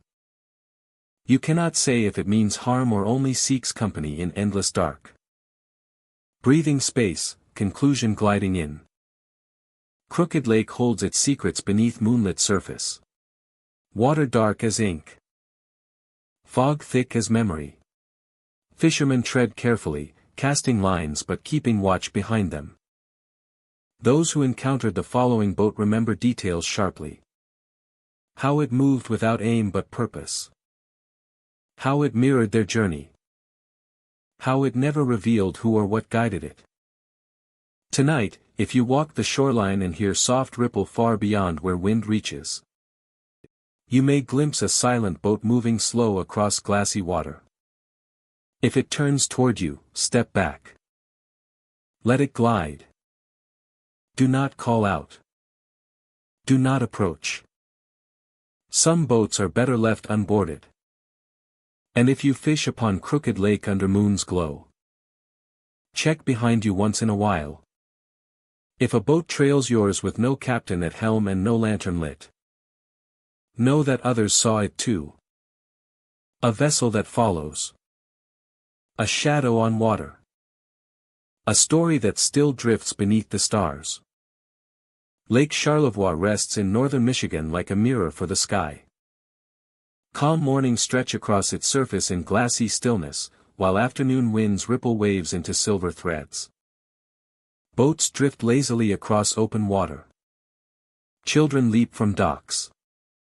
The lake carries generations of memory. Sunlight glows through pine needles along the shoreline. It is peaceful, beautiful, and welcoming. But not every story told there brings comfort. As dusk settles and water darkens to slate, some boaters return quickly to shore. They speak softly of a figure they saw floating far from land, motionless, back arched like driftwood caught in gentle current. An old swimmer, they call him. A wrinkled man, face down, arms hanging loose, white hair spreading like lakeweed beneath surface. At first, people fear tragedy, believing him to be someone in need. They row closer, calling out, expecting no reply but praying for movement. Then he moves. Slowly, unnaturally smoothly, he rolls over with barely a splash. His face emerges from water pale as moonlight. He floats there, watching. Boaters freeze, oars dipping midair. The old swimmer does not speak. He simply smiles, eyes unblinking, mouth open as though waiting for something. Then, just when fear peaks, he sinks beneath the surface without ripple, leaving only quiet waves to fold over the space he occupied. A moment later, the lake looks ordinary again. Some say he drowned long ago, a man who swam daily even in old age, refusing to leave the water he loved. Perhaps he returned one evening but never made it back to shore. Maybe the lake held him like a memory too strong to release. Others claim no record exists of such a man, no accident matching his description. Only repeated sightings over decades, from fishermen to late-night swimmers to boaters cutting across the water under fading sun. The lake itself breathes mystery. Deep pockets of cold water linger even in July. Storms roll in fast, lightning striking before thunder warns. Beneath the surface lie forests submerged when water levels rose long ago. Branches twist like skeletal fingers through murky depth. It is easy to imagine something waiting there, drifting between shadow and light. One evening near midsummer, a family paddled away from shore to watch the sky turn gold and red. As they reached the center of the lake, the father pointed toward a shape ahead. A man floated face down. At first silent panic filled them. The father rowed faster, calling out. Closer they came, and the figure did not stir. The water around him lay too still. When they were only yards away, he rolled over. The smile met them first. Broad. Calm. Endless. The smile met them first. Broad. Calm. Endless. The children hid their faces. The mother held her breath. The old swimmer stared, grin wide as horizon. The smile met them first. Broad. Calm. Endless. The children hid their faces. The mother held her breath. The old swimmer stared, grin wide as horizon. Then he sank gently, like someone exhaling underwater. The smile met them first. Broad. Calm. Endless. The children hid their faces. The mother held her breath. The old swimmer stared, grin wide as horizon. Then he sank gently, like someone exhaling underwater. They returned to land in silence. The smile met them first. Broad. Calm. Endless. The children hid their faces. The mother held her breath. The old swimmer stared, grin wide as horizon. Then he sank gently, like someone exhaling underwater. They returned to land in silence. Later, when they told the story, no one laughed. Another encounter came from a pair of night fishermen anchored near the deep channel. The moon hung low, reflecting like broken glass across rippling dark. The men sat quietly, lines cast, cooler half empty. A bump hit their boat. Light. Then again. They leaned over with flashlights. Something pale drifted near the stern. A body. Face down, floating quietly, hair spreading like silver streamers. One fisherman reached with the net, thinking he must help. Before metal touched water, the figure rolled over, revealing that same wide grin, eyes open too wide, unblinking. The men froze. Time felt stretched thin. Without warning, the old swimmer slipped beneath the hull, disappearing into black. The lake went calm again. Their lines swayed gently. They packed their gear and went home without a catch. People debate whether the swimmer approaches deliberately or only appears when called. Some claim he shows interest when someone splashes loudly or speaks his name near water. Others say he appears only during still moments, when boats drift and minds wander. Others say he appears only during still moments, when boats drift and minds wander. Others say he appears only during still moments, when boats drift and minds wander. You stare out across silver distance. A shape floats there, barely visible. At first it seems like a log. But as you look longer, the shape turns. Slowly. Effortlessly. A face rises, old and water-soaked, smiling wide. The mouth stretches farther than comfort allows. Teeth shine under moonlight like wet stones. He watches you without blinking. The lake holds still. Cold prickles along your arms. You take one step back. Then another. When you look again, he is gone. Only small waves roll where he once floated. Not every visitor sees him, but those who do describe the same features. Wrinkled skin like river rock washed smooth. Hair pale and floating like thread underwater. Eyes too alert. Smile too large. Always face down at first, always rolling over when approached, as if waiting for company or recognition. Others sense something older in that grin, patient and knowing, like someone offering invitation to join him below. Lake Charlevoix shines beautifully each sunrise. Children splash. Boats cut white trails across blue. No sign of the swimmer then. Only clear water and drifting clouds. But hold still long enough at dusk, when horizon glows violet and boats return to harbor. And you may see ripples where no wind blows. A pale shape floating. Waiting. If you approach, he may turn to greet you with that impossible smile. If you look away, even for a moment, he will vanish like dream swallowed by water. Lake Charlevoix keeps its secrets quiet, rippling gently over stories told around campfires and dock lights. But sometimes, when night grows still, the old swimmer rises again, face down at first, then grinning wide beneath silver moon. Watching. Patient. Teeth too many, smile too long, held afloat by something more than water. If you ever see him, move slowly. Speak softly. And remember that not everything beneath a calm lake rests peacefully. Some memories float. Some return smiling. And some wait for anyone curious enough to paddle close. Lake St. Clair lies between Michigan and Ontario like a sheet of dark blue glass, calm under sunrise. And alive with boats through summer days. The shoreline stretches with soft sand and tall reeds. Cottages tucked among trees that sway gently in the breeze. Families gather here to fish, to swim, to watch lightning bugs flicker like sparks drifting above grass at dusk. In daylight it feels like a place built only for peace. But night brings another layer to this lake. One not recorded in park guides or boating maps. A story passed from fisherman to camper, whispered across back porches as evening winds stir the water. They call it the ghost campfire.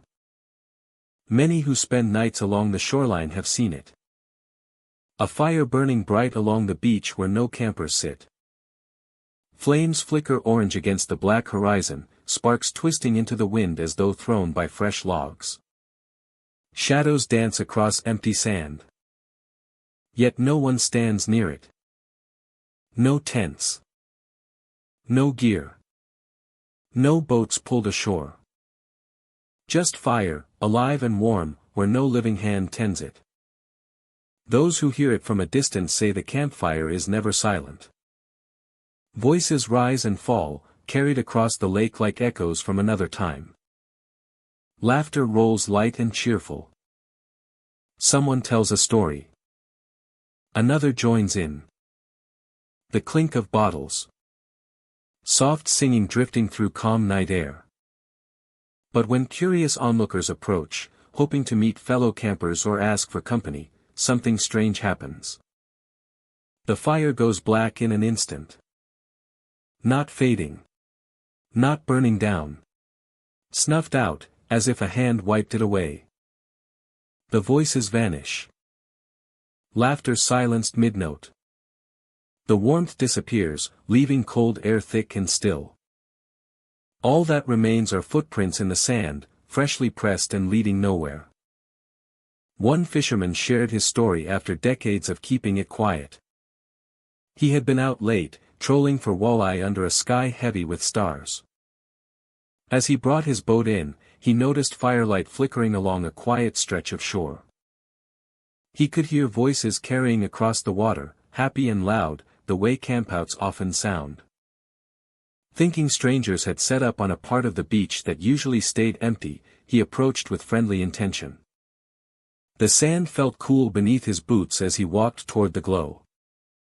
He approached with friendly intention. But when he reached 20 feet from the fire, everything changed. The flames went dark instantly, like someone threw a blanket over them. Smoke did not rise. Embers did not glow. Only darkness, complete and sudden. He stood there confused, flashlight shaking slightly in his hand. The sand where the fire once burned was warm to the touch, as if heat had existed seconds earlier. And then he saw the footprints. Many of them, circling the old fire pit. Some small. Some large. All fresh, edges sharp. They led toward the water's edge, stopping abruptly as though the walkers stepped straight into the lake. The fisherman returned to his boat quietly, glancing back only once to see darkness where flames had danced moments before. Others have seen similar scenes. Late-night hikers, following trails near the shoreline, catch sight of orange glow through reeds.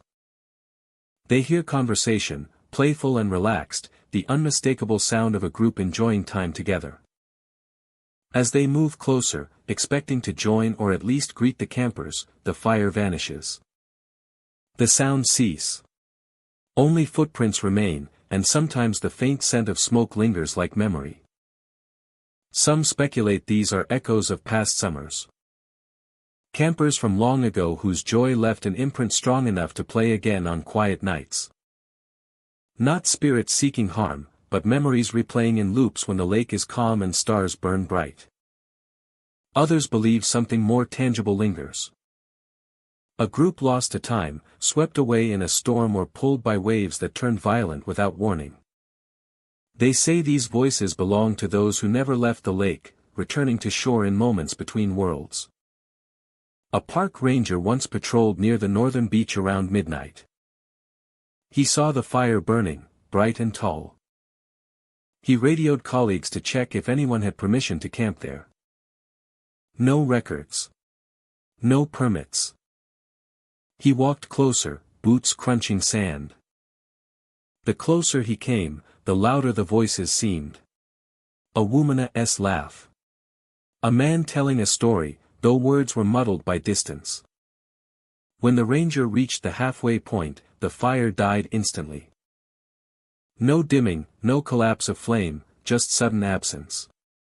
Smoke did not linger. The air felt cold. He swept his light across the sand, revealing footprints circling where the fire had been. Some pointed inland, then vanished. Others led toward the lake, fading into water like steps taken straight into dark waves. Retreating footsteps have never been found. Only those moving toward emptiness. Campers sometimes report waking at night to hear voices drifting through their tent walls. They peek outside to see firelight far off, flickering orange against tree line. Some say the sound is so clear they feel they could walk toward it and join the conversation. But few attempt to approach after hearing the stories. Those who do often return with pale faces, insisting the fire died the moment they stepped too close.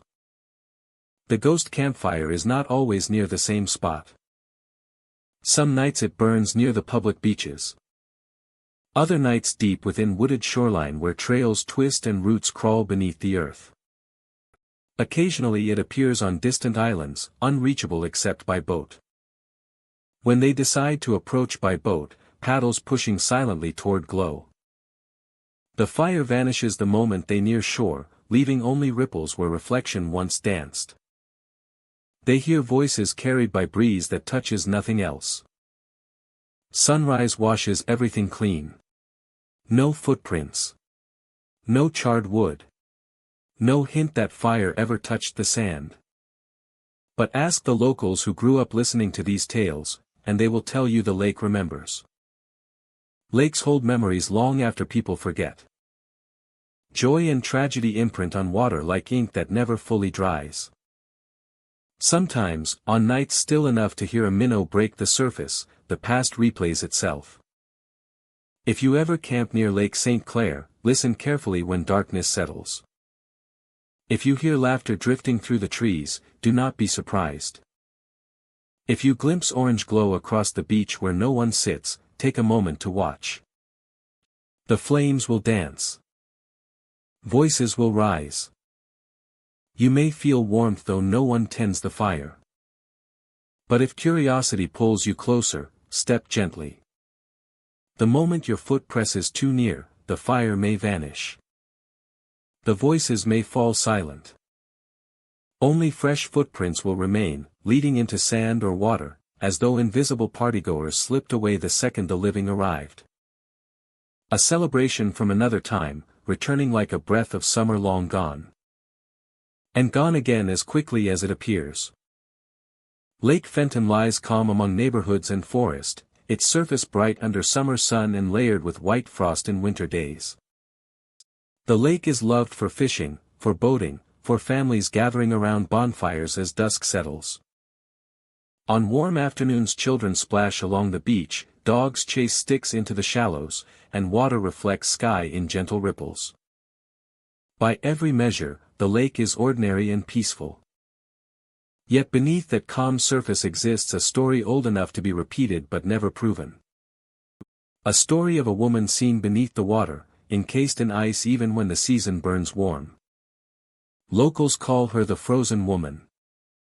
She appears rarely, often during still evenings when wind rests and water smooths like glass. People looking down from docks claim to see pale shapes drifting far below. If they stare long enough, the blur becomes clear. A woman, locked in clear ice as though winter clings to her alone. Her hair floats slow around her face, frozen strands suspended in a moment that never melts. Her arms stretch slightly upward, fingers pressed against the ice like someone holding on to thin hope. Witnesses say her eyes remain open, not lifeless but waiting. Sometimes she knocks. Not loud or frantic. A slow, rhythmic tapping that comes from beneath the surface.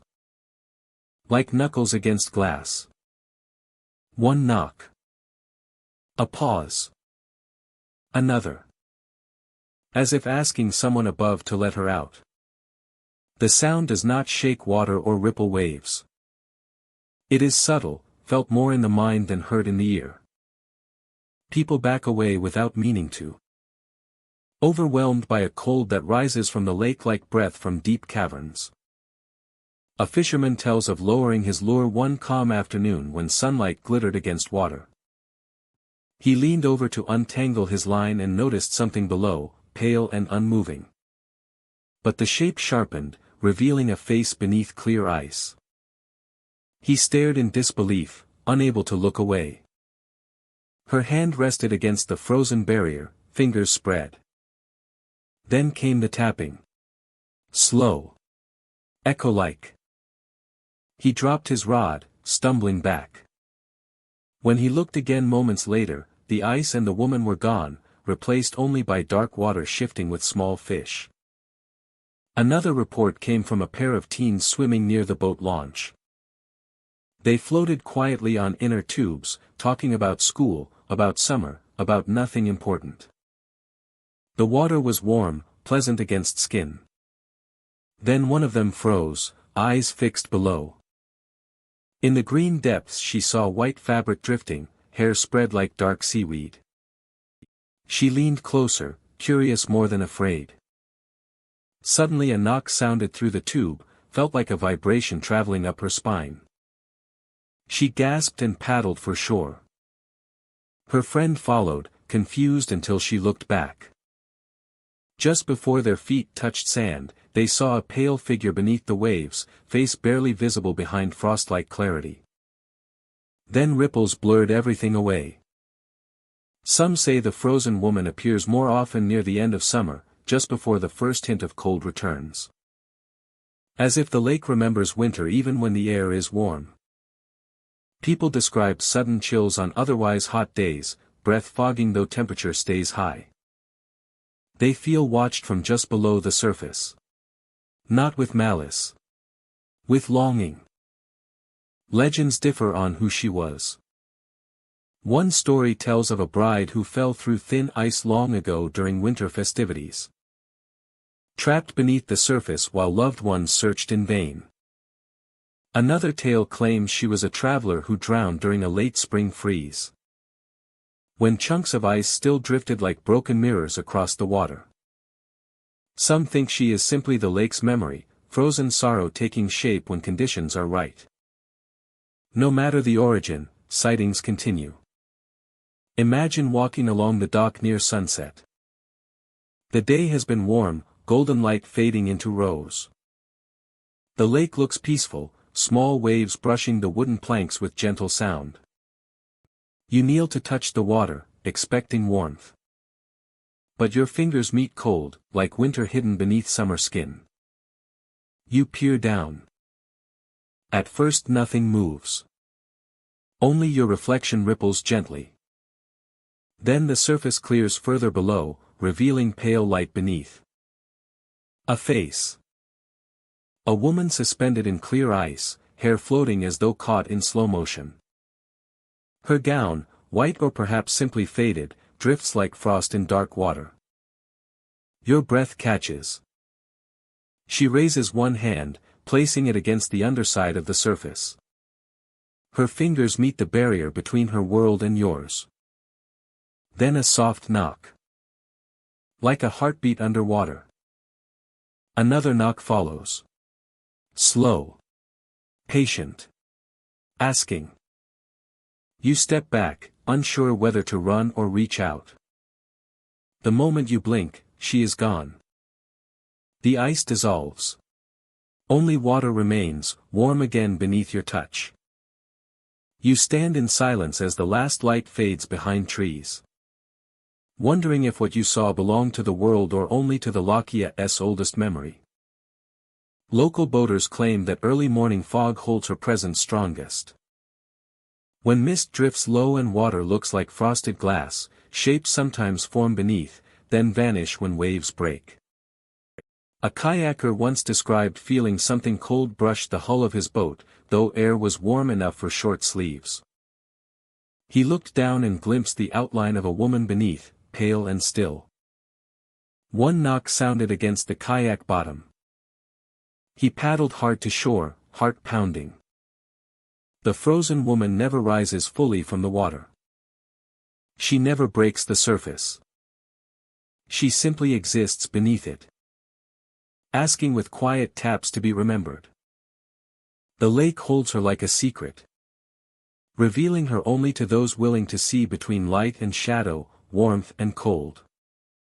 Lake Fenton remains a place of beauty, laughter, and summer joy.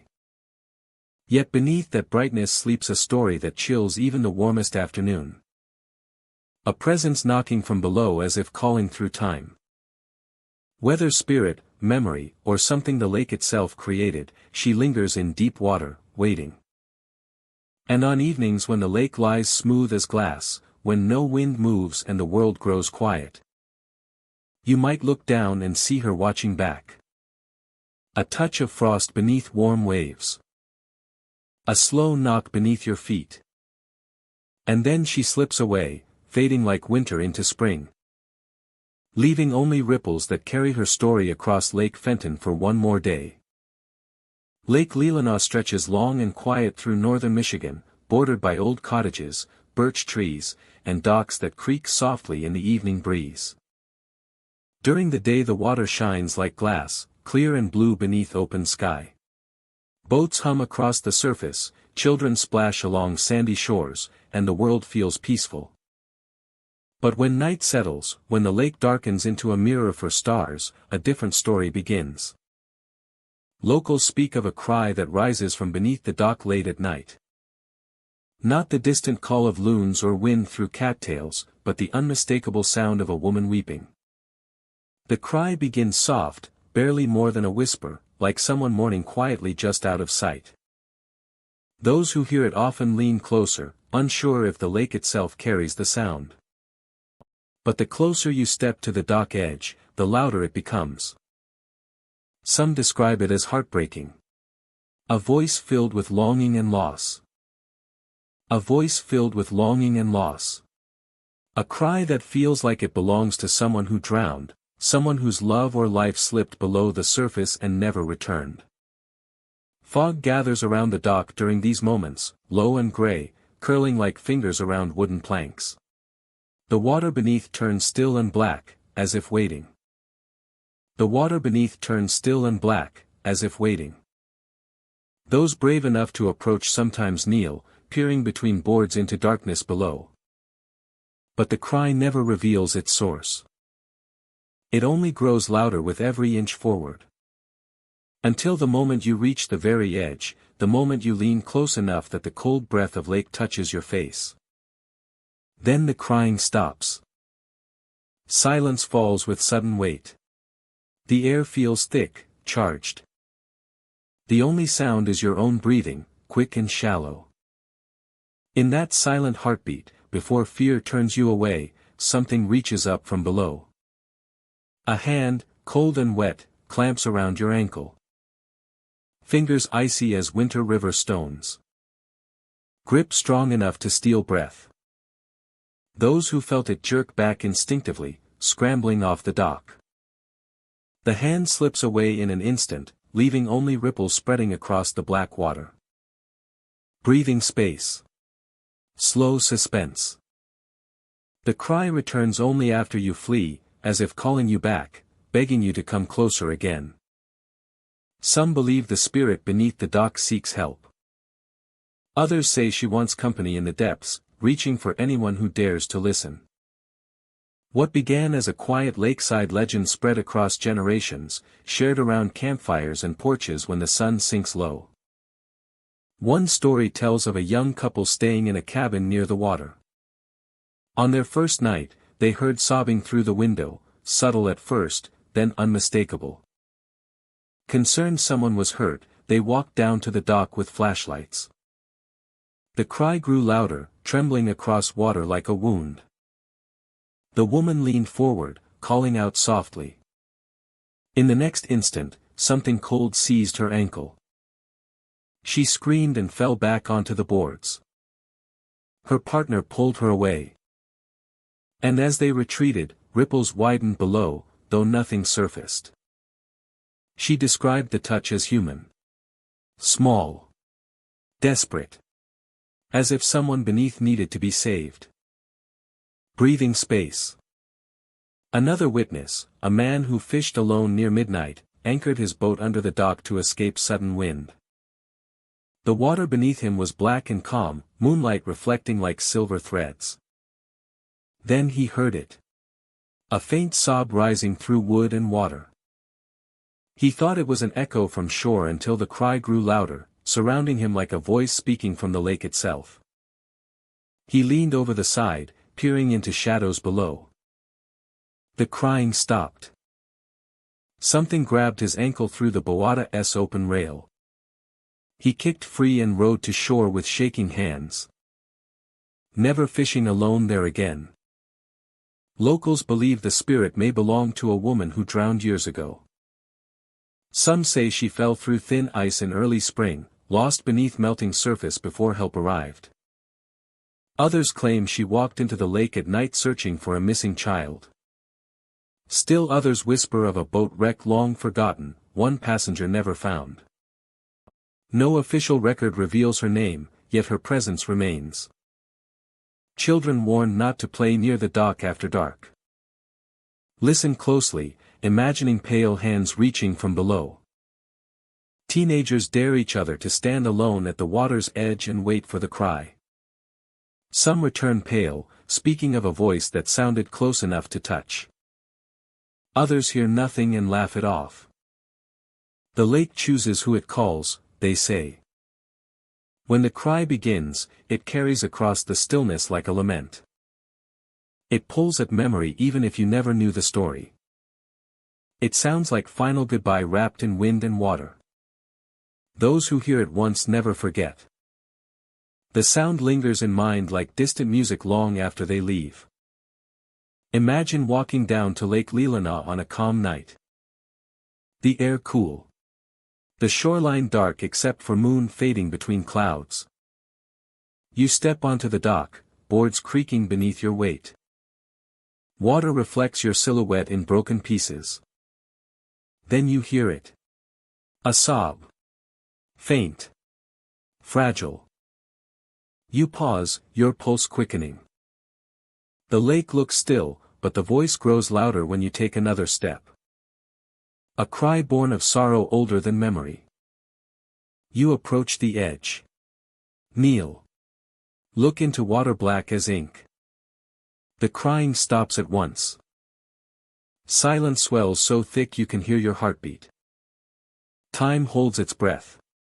Then fingers wrap around your ankle from below the planks. You pull away fast, stumbling back.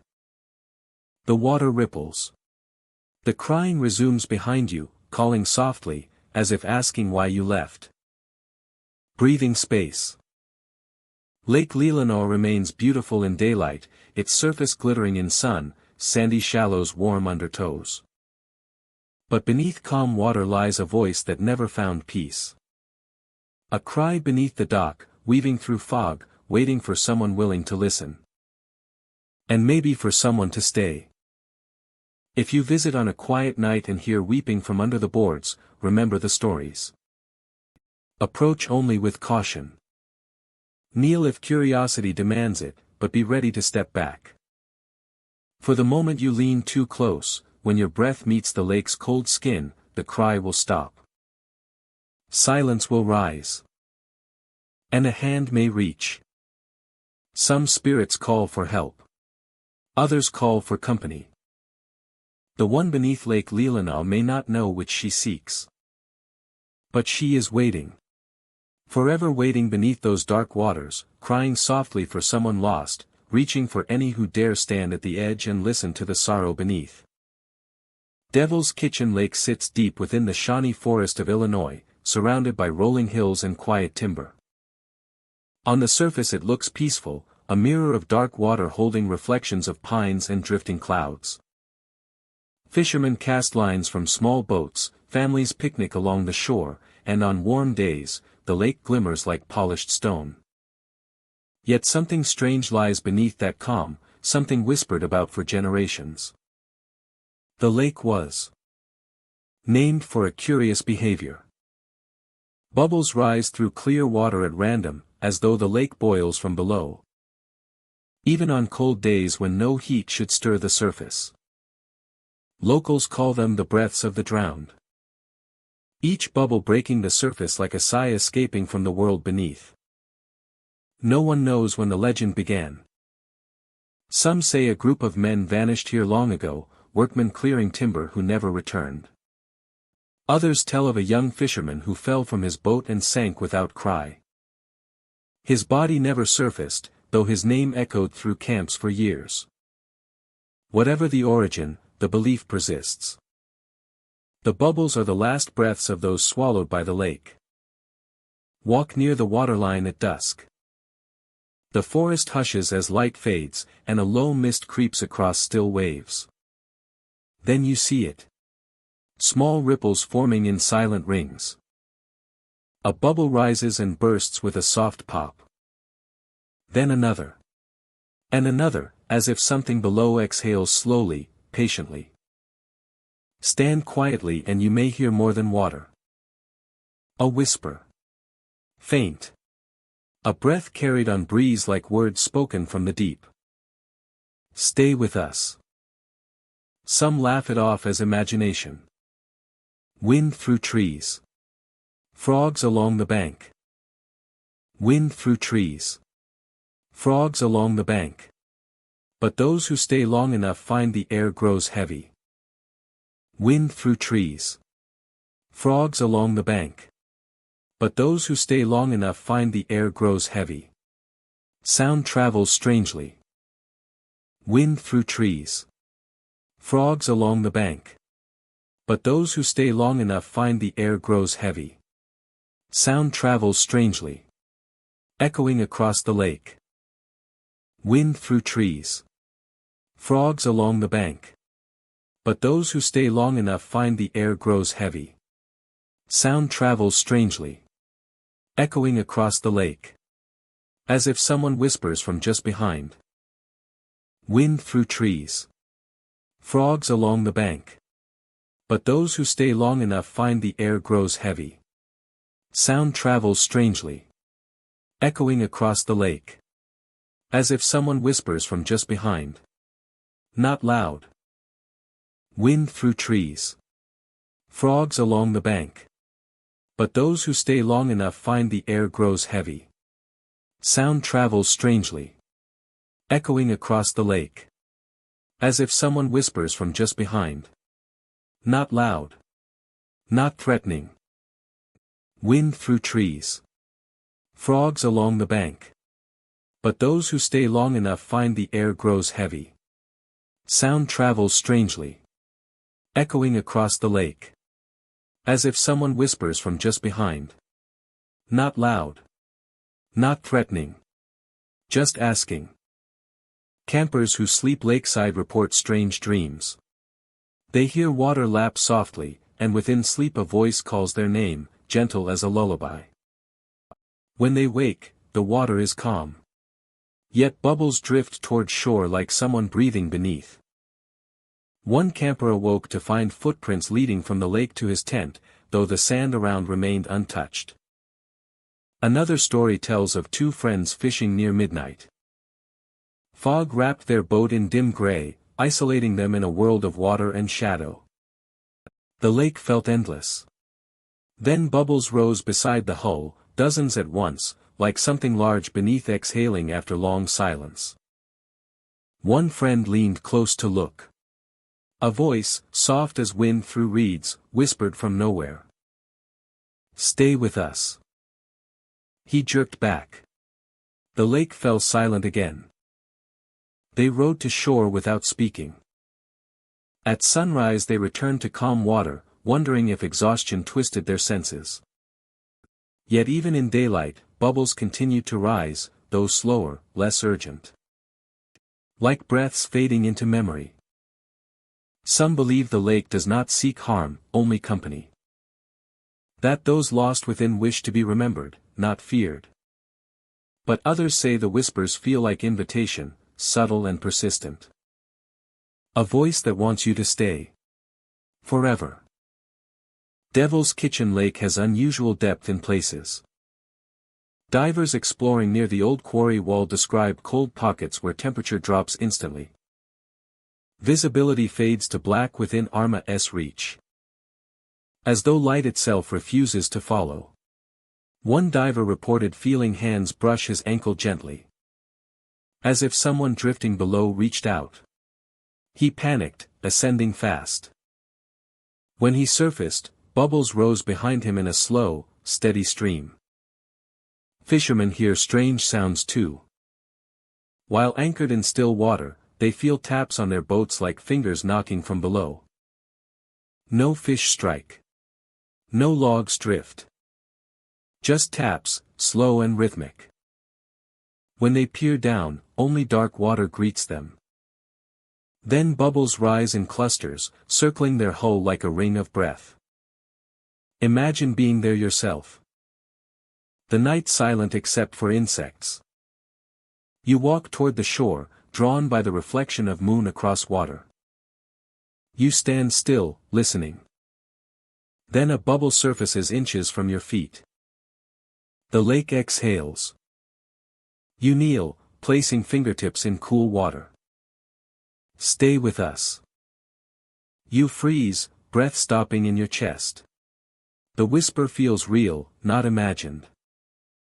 But no person stands near. You look across the lake and see fog gathering in slow curls, moving like figures drifting above the surface. The bubbles continue, steady as breathing. You step back, heart quickening. Some visitors claim if you speak aloud to the lake, it responds. Ask a question and bubbles rise moments later, like answer in wordless form. One group of campers tested it, asking if anyone was there. A large burst of bubbles erupted 50 feet from shore, startling them into nervous laughter. They asked if the presence was peaceful. Only one small bubble surfaced. They left soon after. The shoreline holds quiet beauty. Pines watch eternally. Water gleams like obsidian beneath moon. But legend says the lake draws those who stand too long listening. That whispers grow louder when you are alone. The words stay with you even after leaving, echoing in dreams, in silence, in the moment before sleep when mind drifts like a boat without anchor. One man wrote that he visited to disprove the stories. He camped alone beside the lake, confident he would hear nothing but wind. At midnight, the breeze stopped completely. The water turned still as glass. Then bubbles rose near the dock, slow and deliberate. He listened and heard a soft whisper inside his mind, not with ears but deeper. "Stay with us." He left in the dark, unable to shake the feeling he narrowly escaped something unseen. Devil's Kitchen Lake remains beautiful. Kayakers glide across its calm morning surface. Hikers rest beneath oak branches. Children watch turtles bask on fallen logs. But the legend lingers. Bubbles rise where no swimmer stirs. Voices whisper when no one stands nearby. Breath escapes from depths as though life continues below. If you ever visit, sit quietly near the water at night. Watch the surface. Listen. You may hear faint words woven into wind, calling softly from unseen lips. You may see bubbles rise like sighs, slow and endless. And if you hear that final whisper, gentle and close, remember one thing. Some say it is not invitation or threat, but memory reaching upward. Others believe it is the last breath of those lost beneath the waves, asking simply that you stay. Stay with us. And so, dear listener, we step away from Michigan's haunted lakes. Though perhaps something still watches from below the surface even now. 20 lakes where ghosts swim beneath moonlight. Where mothers cry. Where boats move without captains. Where ice traps souls forever. If you ever sit alone on a Michigan shoreline, and hear soft splashing where no waves should be, do not lean too close. The water likes to take things, especially the living. Thank you for braving this chilling journey with me tonight. I hope your room feels warm now, and your window faces away from any dark water. Before you go, tell me in the comments, which lake scared you the most, and would you dare dip your hand into its water at midnight? Good night, dear friend. Sleep safe, and keep your feet away from the edge of the lake.